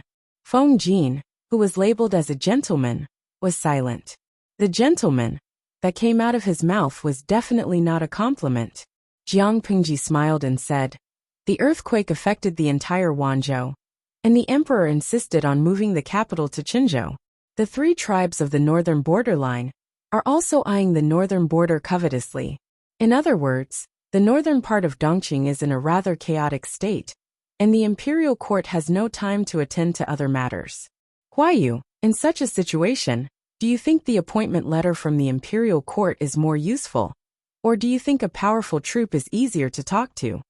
In this chaotic world, only strength was the best life-saving trump card. Previously, they had always taken the route of elite soldiers, so the number of troops had been reduced again and again. Now that the world was in chaos, Jiang Pingji had to consider expanding the troops. Feng Jin understood what Jiang Pingji meant. As long as they had a strong army and strong horses, they could control the entire Fengyi County by force. That would be a success. By then, even if Jiang Pingji was still the magistrate of Xiangyang district, in essence, she was no different from the county chief. Jiang Pingji had never been to Xiangyang district, but she had read extensively. Xiangyang district was mentioned in some geographical records and history books, so she knew a little about the specific situation there.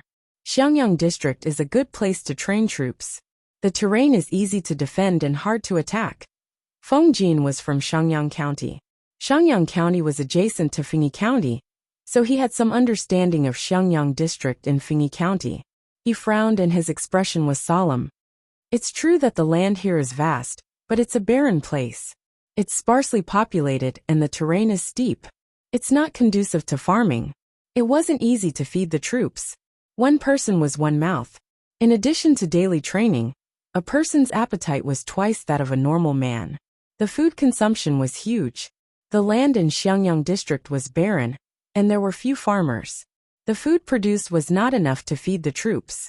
In other words, if she were to station troops here, she would need to spend a huge amount of money to buy food from outside every year. Could her assets afford it? This was a troop of 5,000 people. If she wanted to expand, the expenditure would skyrocket. Huayu, you have to understand something. Jiang Pingji crossed her arms in front of her chest and smiled confidently. If a place is poor, you can't blame the lack of resources. You can only blame the people who manage the place for being too stupid. They only know how to look at their disadvantages and don't make use of their advantages. Jiang Pingji's words could be considered as a broadside. Come, come, come. I'll show you a treasure. Jiang Pingji rummaged through her book box and took out a roll of slightly yellowed sheepskin. She unfolded it and gestured for Feng Jin to come over and take a look. Sometimes it's definitely not bad to read more. Feng Jin took 2 steps forward and sat on the side of the desk again. He carefully looked at the unfolded sheepskin. There was still a slight odor in the air. This is Dongqing's Universal Geographical Map? Feng Jin examined it carefully and discovered that it was indeed the Great Universal Geographical Map of Dongqing. However, the things drawn on it were far more detailed than the Great Universal Geographical Map that he knew of. Not only were there many more river branches and mountain lines, but there were also many strange symbols. Yes, it's indeed Dongqing's Universal Geographical Map. Jiang Pingji said. Master Ching Cheng's book collection is all-encompassing and covers almost all aspects of content. The Langyi Academy is also extraordinary. There are many incomplete ancient books and only copies. I collated all the geographical records and related unofficial history and official history. Then I copied the Universal Geographical Map and made these markings on it. It took a lot of effort. Feng Jin was a little confused at first. When he found that there were symbols at the corner of the map, and there were annotations beside the symbols, he was suddenly enlightened. After understanding the meaning of each symbol, it was much easier to look at the Universal Geographical Map again. Feng Jin was so shocked that he could hardly speak. Various mineral veins were marked on the Universal Geographical Map. How do you know all this? Feng Jin found his voice after a long while. Jiang Pingji rolled her eyes and said, reading more is good for your physical and mental health. There will be unexpected gains if you write more reading notes. Before the 16 kingdoms, the people were valiant and free. Many scholars traveled the world and compiled what they saw and heard along the way into books. Later, after the War of the 16 Kingdoms, most of these books were lost or incomplete. Some even only had one copy passed down. She sorted out Cheng Cheng's book collection. There were many related books, but most people treated them as travel biographies and did not pay much attention to them. During the 2 or 3 years in Langyi County, Jiang Pingji did not stay idle. She thought of ways to read many precious, only copies. Although the Universal Geographical Map was simple, it took her 3 years of painstaking effort. Feng Jin still did not understand. Jiang Pingji said again, "It's like a tour of the mountains and rivers written by a great scholar of the previous dynasty. Ordinary people can only read the magnificent mountains and rivers described in the book, and the interesting things that happened to the great scholar during his journey. But I read something else." She used her finger to point at the Universal Geographical Map on the table. Her fingertips moved from one point to another. This was the travel route of the great scholar. Feng Jin took a look and saw that the route was marked with many small words. When he looked carefully, his scalp went numb. For example, the great scholar said that he saw a magnificent scene somewhere. It was so beautiful that it did not seem like a scene of the human world. Jiang Pingji analyzed the reason for the formation of the scene and studied other similar geographical biographies. She combined a series of conditions such as the mountains, soil, temperature, humidity, and the time at that time to infer the unique terrain or geological situation in the vicinity.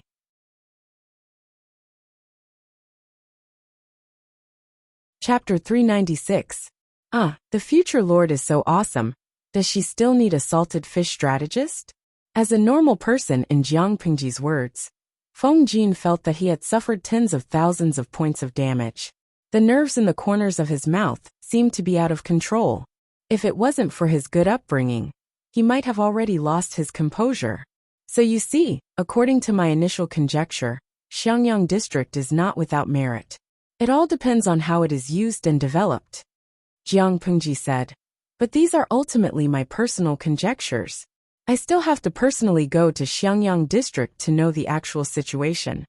After listening, Feng Jin looked at the map, and then at Jiang Pingji. He suddenly understood that no matter where she was thrown to, she would cause trouble. According to my experience, Xiangyang district should have an iron mine with medium reserves. If it is mined, swords, spears, and armor were essential equipment for elite troops. It was also the biggest expenditure. Jiang Pingji was very poor now. She could barely provide food for the troops. Providing 100 or 200 sets of elite weapons was a stretch, not to mention equipping the entire troop. But even if there is an iron mine and it can be mined, how do we transport it out? Feng Jin was not a person who liked to bicker, but his companion was really asking for a beating that day. It made his hands itch. He couldn't help it. If she was that capable, why not just go to heaven? I heard some people say that if you want to be rich, you have to build roads first, have fewer children, and plant more trees. Bah, you don't have to care about the last sentence. Jiang Pingji blurted out the teasing of the audience in the streaming room. She said seriously, "The main point is in the first sentence. The prosperity of any place is inseparable from roads that extend in all directions. The soil in Xiangyang district is not soft. If we build a road that leads to the outside world, it will save a lot of inconvenience. As for the money, food, and manpower needed to build the road, we don't have to worry too much." Forced labor? Feng Jin frowned. Since ancient times, the people hated forced labor, but the court's orders had to be carried out. Forced labor, in plain words, was unpaid manual labor. There was no reward for doing it well, but the whole family would die if it was not done well. If Jiang Pingji did it as soon as she took office, it would easily cause disgust and conflict among the local people. That's why I said that Huayu is too much of a gentleman. Some things need to be flexible. It's not good to stick to the rules. Jiang Pingji said, "Ordinary forced labor, the people are afraid to avoid it. Why do you ask? Wasn't it heavy labor without pay? Not only did it waste time, but it also delayed the family's farming. If we give the people a certain amount of rewards, take care of their food and clothing, and when the construction is completed in the future, Each household will be able to reduce their agricultural taxes according to their discretion, or rent farming tools and cattle from the government at a low price. Would anyone be unwilling? Where is the money? Feng Jin couldn't help but be vulgar and step on the crux of the problem. Jiang Pingji made a good point. However, they still needed to return to the essence of the matter, money. Where would the money come from? She exclaimed and shouted towards the outside. Is Xiao Yu around? Come here for a moment. Not long after, Su Ku, who was so busy that he felt dizzy, came in. The temperature and smell inside the tent were more comfortable than outside. What's the matter, Lang Jun? Jiang Pingji said. Have the troops who were sent to search the ruins of the various residences returned? What's the result? Feng Jin immediately understood, and his face turned green. Where would the money come from? He borrowed them directly from the ruins. She would write an IOU. When the day came when she had money, she would return it to the victim. However, this suggestion was made by himself, so Feng Jin could only bite the bullet and swallow it. Before the earthquake, many high-ranking officials and nobles were out of the city to avoid the heat, so most of the casualties were manservants. When the earthquake happened, the government intended to move the capital. Some families urgently sent manservants back with jewelry, luggage, and family property. Time was tight, so there were not many things that could be taken away. The rest almost benefited Jiang Pingji. Hearing her mention this, Suka's face became ruddy. He took out a list from his sleeve, on which there was a list of treasures. Those high-ranking officials didn't have time for such things, but Jiang Pingji's troops had time. They took away everything that could be taken away. When they came, every troop came empty-handed. When they left, every troop had bags full. Jiang Pingji said, Look, don't we have the money now? Feng Jin was speechless. He just wanted some peace and quiet. She didn't want to talk to him. Jiang Pingji didn't tease the poor Feng Jin anymore. She knew when to stop. Let's first count how many people are willing to follow us. Time waits for no one. Jiang Pingji had just finished speaking when she suddenly thought of something. Right. Get someone to dress up as an ordinary person and spread the news about the Tsingyi army and the Red Lotus group. The audience in the streaming room didn't understand why Jiang Pingji did this, but Feng Jin and Suko understood instantly. Most of the people nowadays had some feelings of reluctance to leave their homeland.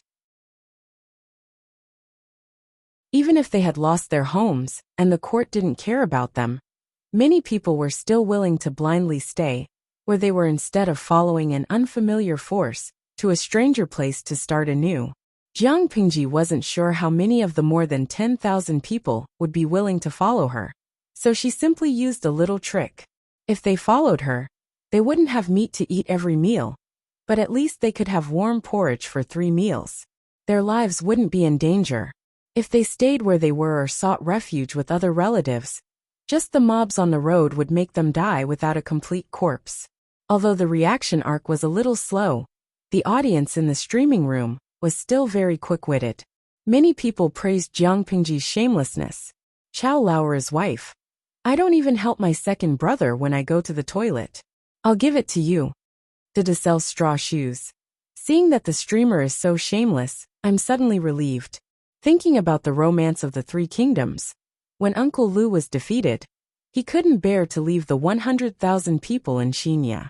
It was said that the people voluntarily dragged their families to follow him. After watching the streamer, I suddenly started to have conspiracy theories. Gu Dao. I've never seen such a shameless person. She's so shameless that she's righteous, but I just like her. Jiang Pingji looked at the bullet screen and secretly rolled her eyes. Didn't they know that she was in need of manpower and money now? If she didn't think of ways to increase income and reduce expenditure, how could she spread such a big business? In fact, the people had a very good impression of Jiang Pingji. Many even respected her from the bottom of their hearts. How many people had been personally rescued from the ruins by her? They were able to live, not because the court was kind and loved the people like their own children, but because of the youth's benevolent heart. The grace of saving their lives was like giving them a new lease on life. When the news that Jiang Pingji was preparing to depart for Shenyang district spread, and they heard that there were mobs on the road, such as the Tsingyi army and the Red Lotus group. They were not decent organizations. Many people were anxious and miserable, afraid that she would leave them behind. Staying in Shangjing meant death. Why not think of a way to fight and start afresh in a new place? At least their days would not be as difficult as they were now. Most of the young people were willing to follow, but it was difficult for the elderly and children. They could not walk fast and would instead be a burden. Don't worry, old people. Those who want to leave can leave. Lang Jun won't leave any people behind.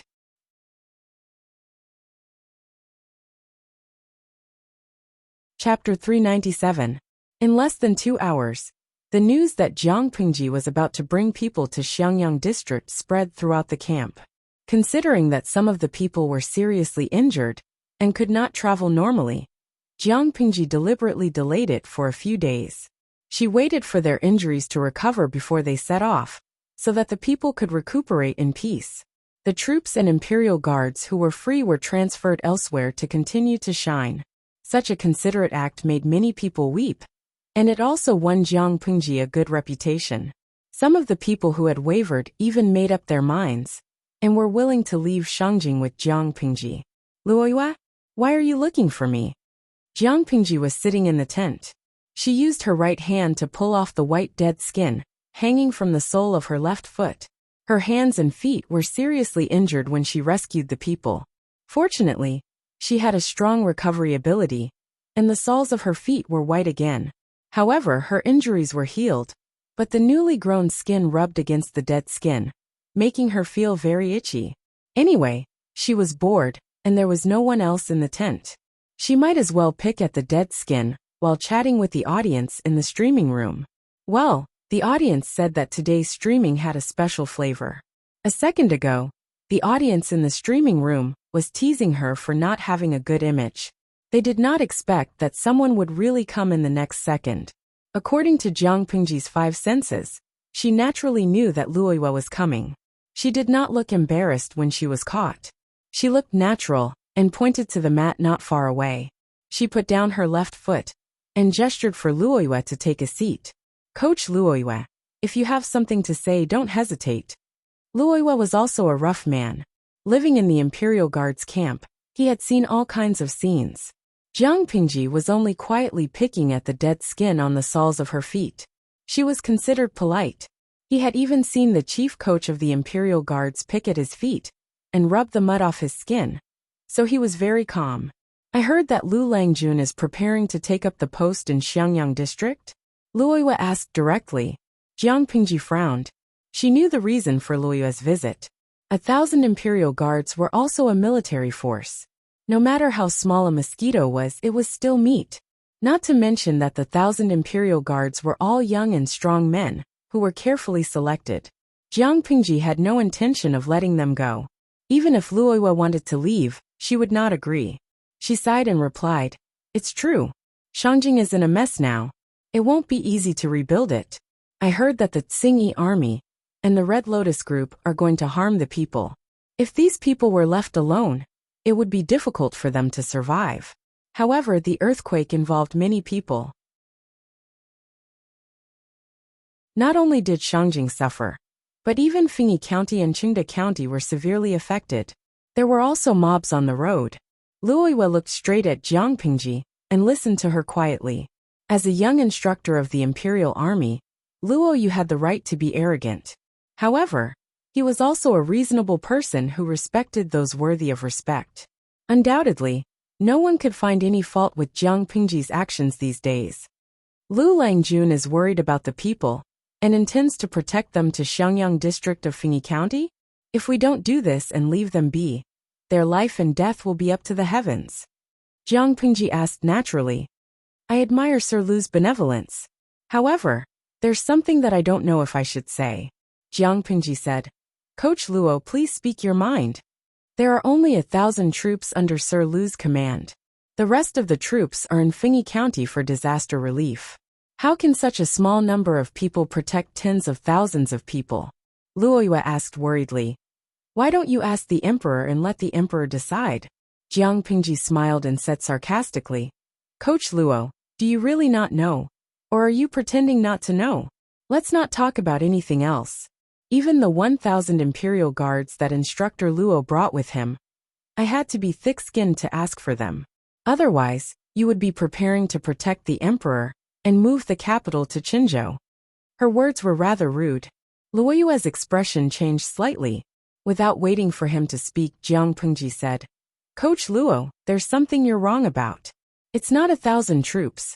Isn't there 1,000 imperial soldiers that you brought? Instructor Luo, have you forgotten why the government allocated 1,000 imperial guards? Luoyue's expression was awkward. But the earthquake has yet to end. The people have yet to truly settle down. There's even a plague spreading in Fengyi County. The people are destitute and homeless. The rebels are running amok and looting. All these things happen because of the earthquake. Do you think that the earthquake is over? After a long time, Luoyue cupped his hands in front of his chest in shame. He said that he still had something to do and left the tent. Jiang Pengji curled her lips. She was in a good mood. Luoyue had boarded her pirate ship. He could forget about bringing anyone else down. After a while, the tent door was opened again. Someone came in. The person held a feather fan in his hand. He had wide sleeves and a silk scarf. When he walked, he had an elegant demeanor and displayed the charm of a scholar. As soon as he came in, he said, According to Lanting, Coach Luo can't go back. Go back for what? There's still a shortage of people here. Jiang Pengji rolled her eyes in annoyance. Qiguan Rang sighed. Lanting is the only one who can say such a bandit's words so confidently and confidently. Jiang Pengji glanced at him and said, Why are you here? Are you here to ridicule me? Of course not, Qiguan Rang said. I have nothing to do. I borrowed a few books from you to read to pass the time. Having a godly teammate was a relief. Qiguan Rang was not someone who liked to stand out. He usually kept a low profile when he did things. Most of the work was delegated to Su Ku and Feng Jin. Damn it. He had half a day of leisure in his life. He would slack off if he could. Jiang Pengji glanced at him and suddenly said, I remember that you got a daughter last year. Qiguan Rang's wife was Wei Yuan's illegitimate daughter, Qiguan Weisher. She was young. They were a standard uncle and lowly match. After Qiguan Weisher married him, she only got pregnant after 2 years. She gave birth to her first child after much difficulty. She was a daughter like Feng Jin. Although she was a daughter, Qiguan Rang liked her very much. He mentioned it several times when he was communicating with Jiang Pengji. Qiguan Rang frowned in his heart. He did not understand why Jiang Pengji suddenly mentioned this. He answered, yes. Jiang Pengji suddenly revealed a malicious smile and said, Here, I'll show you something good. Study it when you go back. Qiguan Rang's heart skipped a beat. He saw Jiang Pengji take out 4 books from nowhere. This is a daughter's elementary reading material. It's enough for you to pass the time. He took a look. The first book was The Analects of Women. Qiguan Rang was strangely silent. Jiang Pengji added, Remember to show it to Huayu after you finish reading it. He kept the books in his sleeves, but his eyes were still a little conflicted. A man can't just be a father-in-law in this life. He can also be a father-in-law. Jiang Pengji smiled and showed her teeth. She did not have the demeanor of a young master from an aristocratic family. Just like you and Huayu. You have a daughter, and you will have half a son in the future. Read more so that you can be mentally prepared in the future. Qiguan Rang knew that Jiang Pengji did not have good intentions, but he still read it when he went back. He felt that he was tricked and almost tore the 4 books apart. He turned his head and lent the 4 books to Feng Jin to read. He said that he could read it to the children. Feng Jin saw that it was the 4 self-accomplishment classics for women. He suddenly remembered the conversation he had with his wife. Thank you, Wenzheng. I was thinking of finding 2 books for Chongqing to read. Qiguan Rang looked at him, as if he was looking at a fool, and left silently. Feng Jin was puzzled. He packed up and returned to the carriage.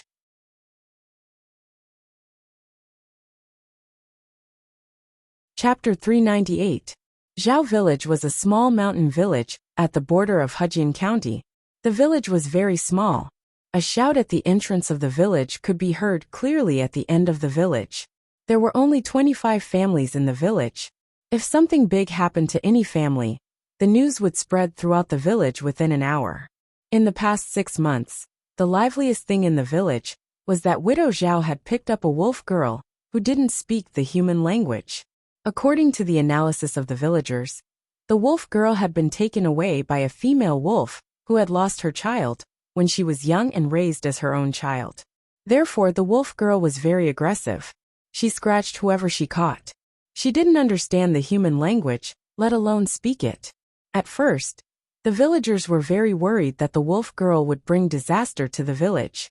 However, half a year had passed and nothing had happened. Not only was everything fine, but the wolf girl's hunting skills were top-notch. She could go deep into the mountains to hunt every few days.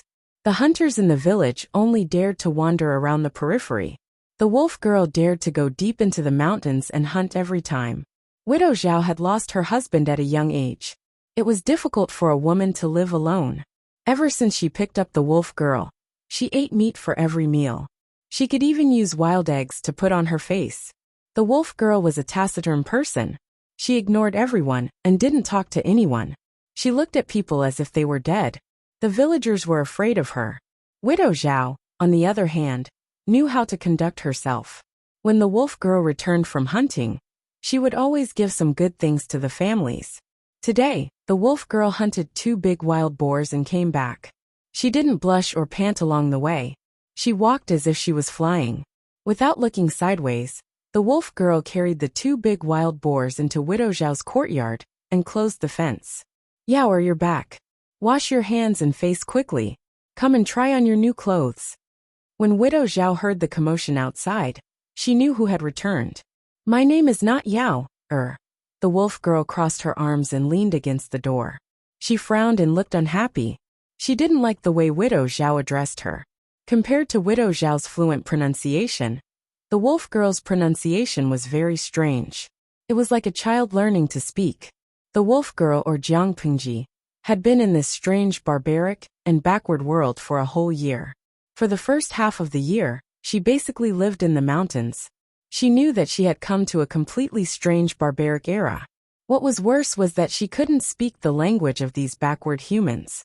She was unable to communicate verbally, which meant that she couldn't quickly integrate into this society, let alone get the information she needed. Knowing Widow Zhao and being picked up by her was a complete accident. Jiang Pingji inexplicably became the so-called wolf girl. While she was envied and feared by the villagers, she was also envied.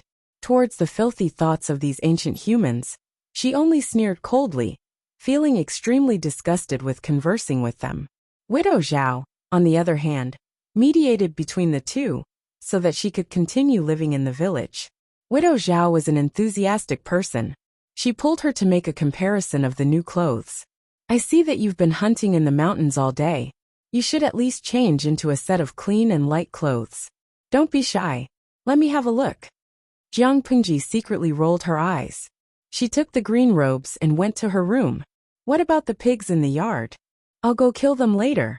If the villagers want to buy it, sell it at a cheaper price. If you can't sell it, make it into dried meat." Jiang Pingji's voice was low and hoarse. It didn't sound like a girl's voice, but she was a real girl. Widow Zhao thought that such peaceful days would continue. If she saved for another 2 years, she would be able to gather a dowry for her youngest child and find a matchmaker to arrange a good marriage for her youngest child. Who knew that something unexpected would happen? That day, Jiang Pingji went hunting in the mountains as usual. She had a bountiful harvest. Just as she walked out of the forest, she saw an old man with a walking stick waiting outside. It was the village's Li Zheng. She had always been gentle towards the elderly and young children.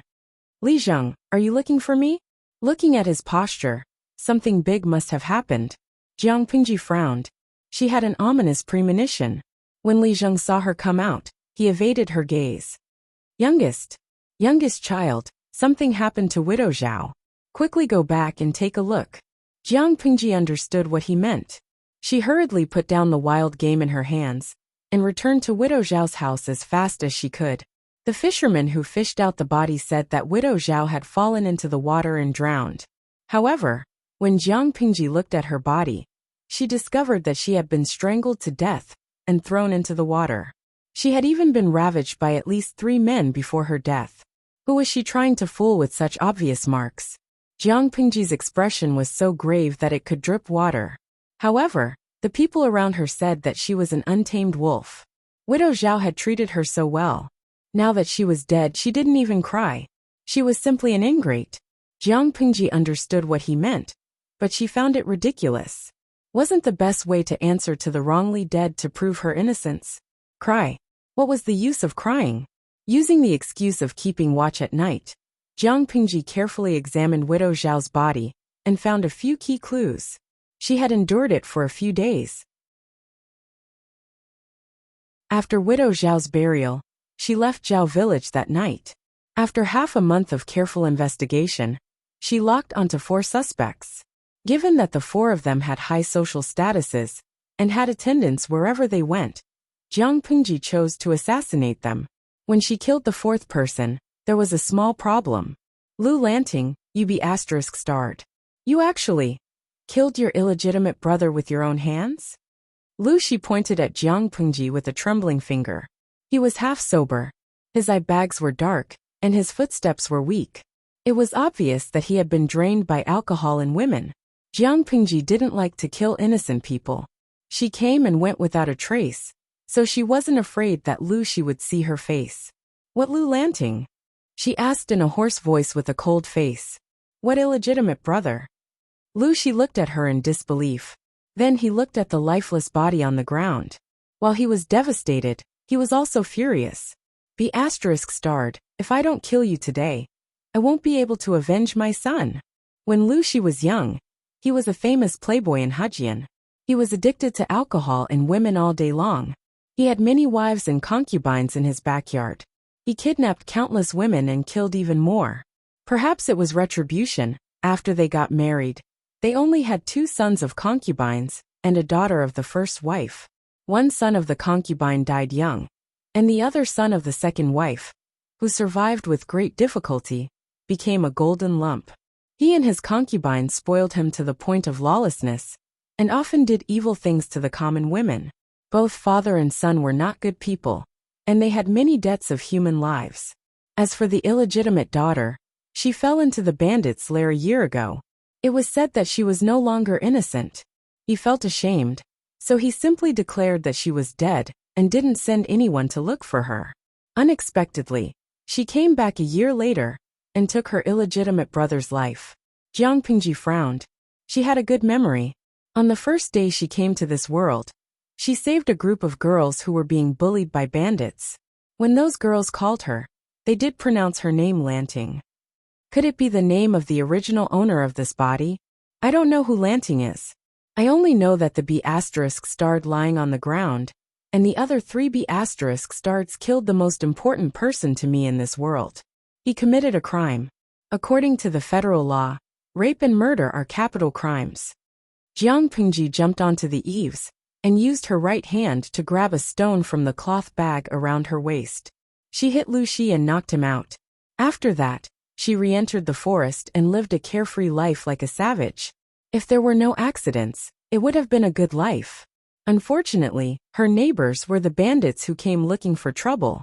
Jiang Pingji single-handedly challenged the entire bandit village.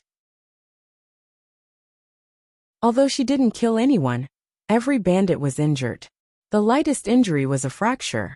After witnessing Jiang Pingji's ruthlessness, all the bandits were afraid of her. Who owns this mountain? It's yours, my queen. Who has the final say on this mountain? My queen, you have the final say. Very well. From now on, this is my territory. Who should you listen to? We'll listen to you, my queen.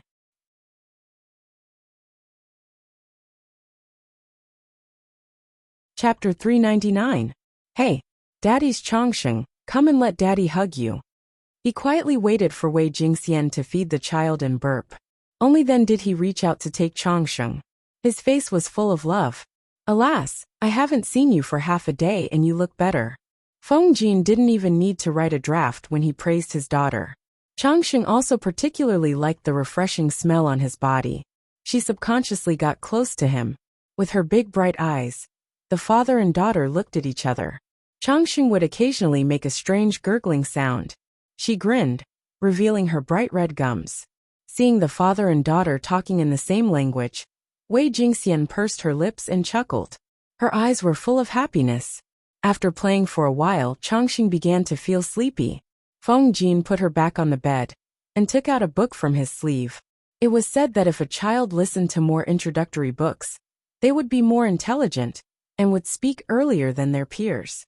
Based on the principles of my daughter will not be bad, and I love to study, my daughter will love to study too. Feng Jin naturally didn't want his child to lose at the starting point.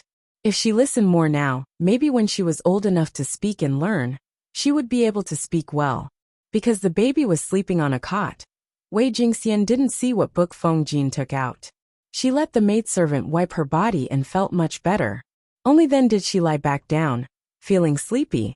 During her confinement, she only ate and slept every day. She felt that her bones were stiff. She wanted to fall asleep with her Longjuan's gentle and clear voice, but she didn't know what he was reading. Every woman must first learn to be upright. The only way to be upright is to be chaste. Purity makes the body clean. Chastity makes the body glorious. Men and women are different inside and outside. Don't peep at the outer wall. Don't go out of the outer courtyard. Don't tell your name to a man who is not your family. Don't date a woman who is not virtuous. Only by being upright can one be a man. After reading this paragraph, Feng Jin couldn't help but turn to the page again, feeling a little strange. But the words women's analects were clearly written on it. Could this book be fake? Wei Jingxian also felt that something was wrong. She slowly got up and saw Feng Jin turning 2 pages and reading. When a woman marries, her husband is her husband. To compare her husband to the heavens is a sign of righteousness. If your husband is angry, don't be angry. She retreated and gave way to him, swallowing her anger and whispering, a maiden should never leave her room. He could come and go as he pleased. If you don't obey, I will scold you. Feng Jin was stunned. He immediately closed the book and picked up the women's commandments and flipped through it. A husband has the right to remarry, and a wife has no second wife. That's why it's said that the husband is heaven. One cannot escape from the heavens, and one cannot leave the man. Those who go against the gods will be punished by the heavens. Those who are immoral and righteous will be merciless. The more Feng Jin read, the stiffer his expression became. At this moment, Wei Jingxian had already gotten up. She hugged her daughter, who was sleeping on the bed, and covered her ears. She said sarcastically, "It turns out that my husband likes such obedient girls who are like wooden puppets." The wronged Feng Jin. Without waiting for him to speak, Wei Jingxian continued, "If my husband likes her, you can look for her. But Changxing was born after 10 months of pregnancy. I can't wait to spoil her. How can I bear to see her become like this and be abused by other men? I'm tired. My husband, please help yourself." Feng Jin, who was still in a daze. He sat in a daze and flipped through the other 2 books in disbelief. The contents were almost the same. Almost all of them asked women to be humble and weak, to be docile and docile, to not step out of the house, and to wish they could remove their brains. It was best if they could not think. How was this raising a daughter? It was clearly raising a female slave. Which proper noble daughter would be so submissive and lowly? Feng Jin felt that he had been deceived. As a gifted scholar, he should also have a talented daughter. That would be in line with his character. What happened to the 4 self-accomplishment classics for women? What happened to the primer for women? He had read the pirated version, hadn't he? Just as Jiang Pingji had said, a man would not only be a father-in-law in this life, but he could also be a father-in-law. According to the contents of the 4 self-accomplishment classics for women, which woman would not become a mindless blockhead in the end? A man did not mind marrying a mindless blockhead as his wife, because he could choose from other concubines. However, he might not be able to accept his daughter becoming like that, marrying into her husband's family and being abused by others. For a newbie female con like Feng Jin, it was even more intolerable. He was so angry that he threw the 4 self-accomplishment classics for women out of the carriage. He couldn't wait to reason with Qiguan Rang. This person was so bad. Why did he give him such filthy things? He was deliberately causing trouble. Before that, he felt that it was necessary to clear his grievances. How could he be that kind of man? Jingxian, this is a misunderstanding. As your husband, I can't wait to love Changsheng. How could I? Before Feng Jin could finish, Wei Jingxian said, if my husband is really like this, why did you read such despicable books to Changsheng? Feng Jin, who felt very wronged. If he knew the contents were like this, not to mention reading it, he would definitely burn it to keep his daughter away from these poisonous things.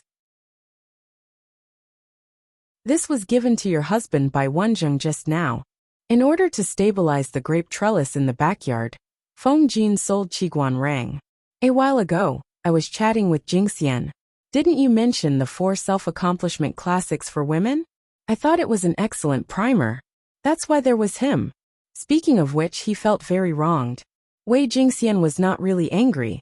She was just overreacting for a moment. At this moment, the sleepy Changsheng opened her eyes slightly.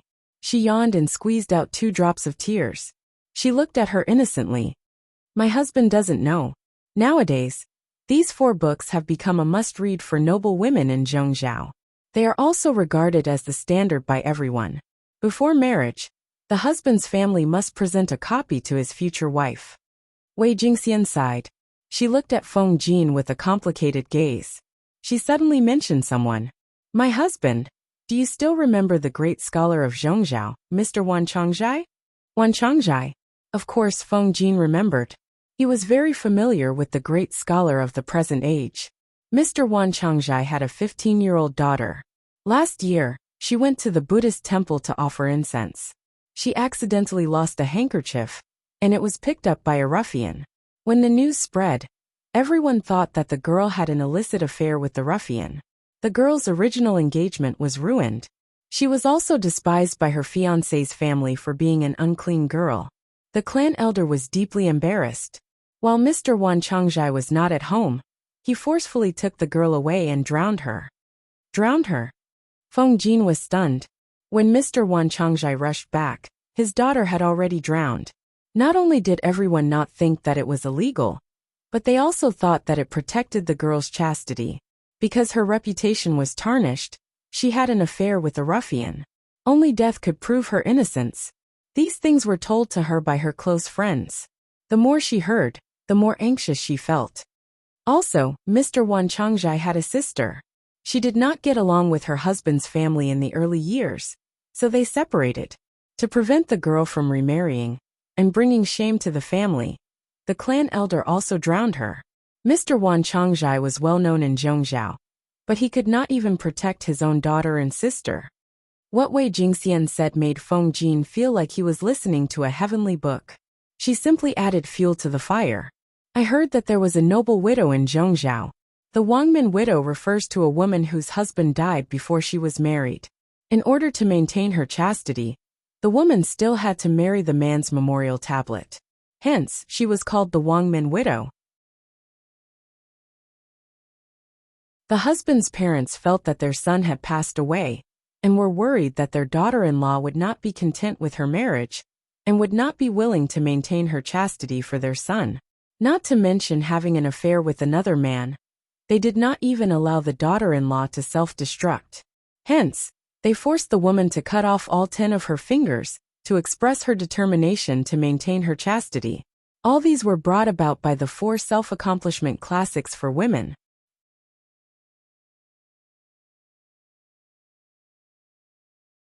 Chapter 400. How could there be such a ridiculous thing in this world? Feng Jin stared blankly for a long time. He had never cared about the trifles in the backyard, nor did he like gossip. Naturally, he had never heard of it. After he finished speaking, he heaved a long sigh of relief and said, Fortunately, our Changxing is not from Zhongzhou. What a broken picture. Wei Jingxian glanced at him, and saw the desire in his eyes. Her heart softened, and she let him carry Changsheng. Husband, it's too early to rejoice. Wei Jingxian said worriedly. This thing has slowly spread in Hejian County.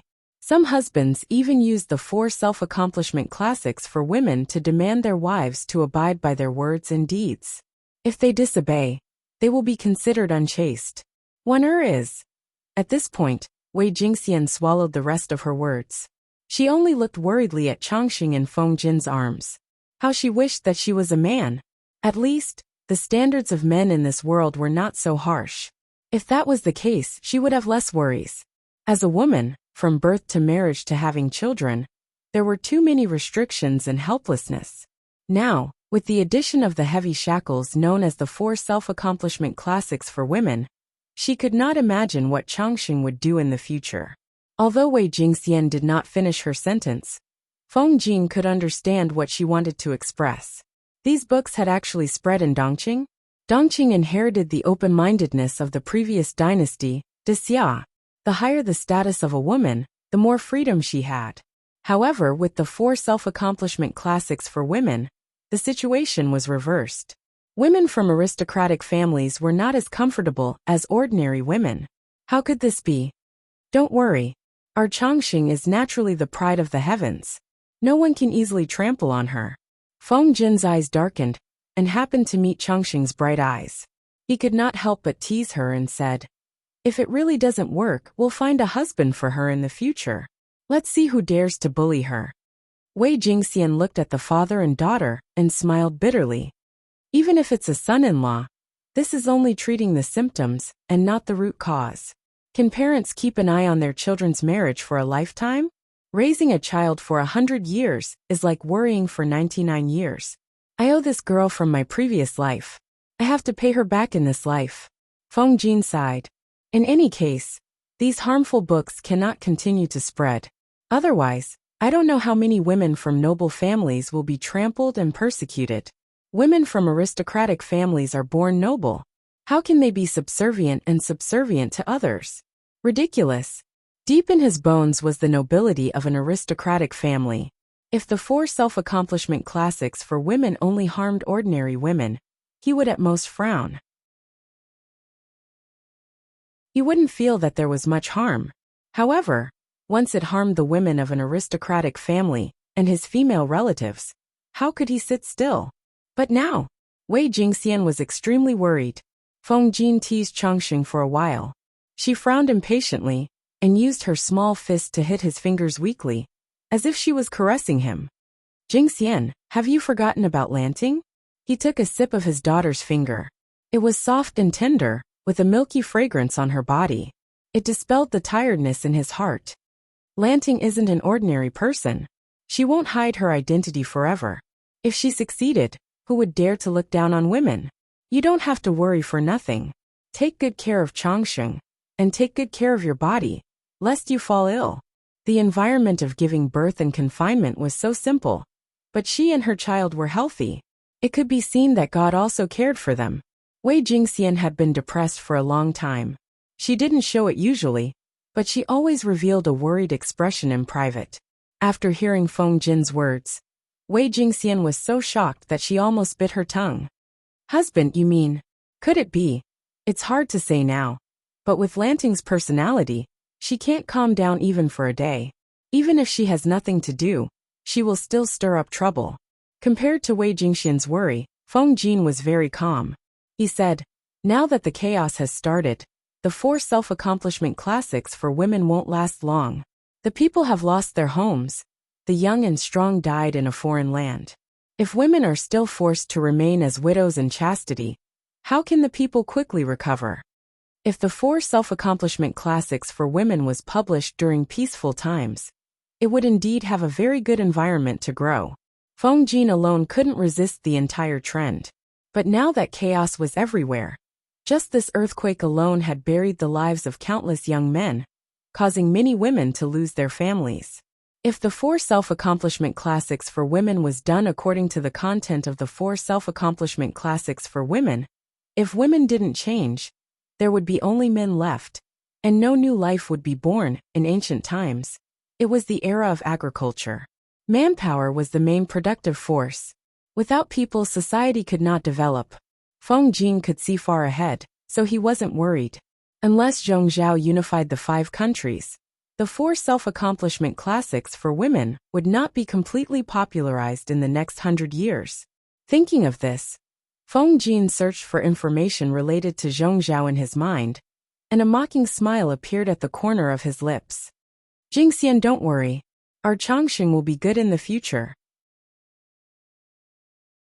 Zhongzhou had always been the most prosperous country among the 5 countries. But in recent years, the emperor had become more and more muddle-headed.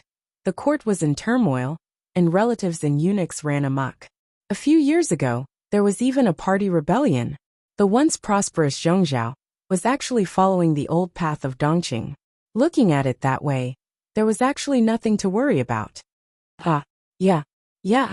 Changxing started to mumble again, her soft little claws grabbing onto Feng Jin's wide sleeve. The father and daughter were playing quite happily. After cleverly and wittily resolving a family crisis and coaxing his daughter, Feng Jin got out of the car with a face full of smiles. As soon as the curtain of the carriage fell, the spring breeze-like smile disappeared in an instant. He bent down to pick up the book on the ground and aggressively looked for Qiguan Rang to settle the score. It was fine if he was lazy these days, but how could he use such a trick to trick him? Unbeknownst to Feng Jin, Qiguan Rang had already taken refuge at Jiang Pingji's place. Have you read those books? Lanting has caused you a lot of trouble. When Huayu comes later, you have to help her. Qiguan Rang savored the fragrance of the tea and put down the teacup. He said, "As for those books, I think they're the work of some bored scholars. There's nothing worth reading." It hurt his eyes. Jiang Pingji said, "Those are the works of the Empress of Zhongzhou, written by a virtuous empress. How can people not pursue them?" Qiguan Rang was speechless. Jiang Pingji said maliciously, "I plan to buy a few more books. When someone gives birth to a daughter, I'll give them a set." Qiguan Rang deliberately misinterpreted Jiang Pingji's meaning. He said, "Lanting wants people to learn how to raise their daughters? No. I want them to see if they follow the 4 self-accomplishment classics for women, how their daughters will be tortured after 10 years when they get married." The corner of Qiguan Rang's mouth twitched. He deeply understood how sinister Jiang Pingji was. "Lang Jun, you don't seem to like those books," Qiguan Rang said. Jiang Pingji glanced sideways and said, "Of course I don't like them. Do you like them?" Qiguan Rang smiled and said honestly, "If it's just from a man's point of view, I somewhat agree. After all, I'm just an ordinary man. But from the perspective of a father who has a daughter, those books are still too harmful."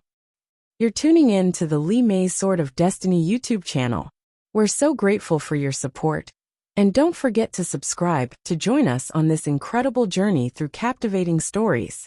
Your generosity through donations truly makes a world of difference, as it's the primary source of revenue that allows me to expand and enhance this channel for you. Thank you from the bottom of my heart for being a part of this adventure.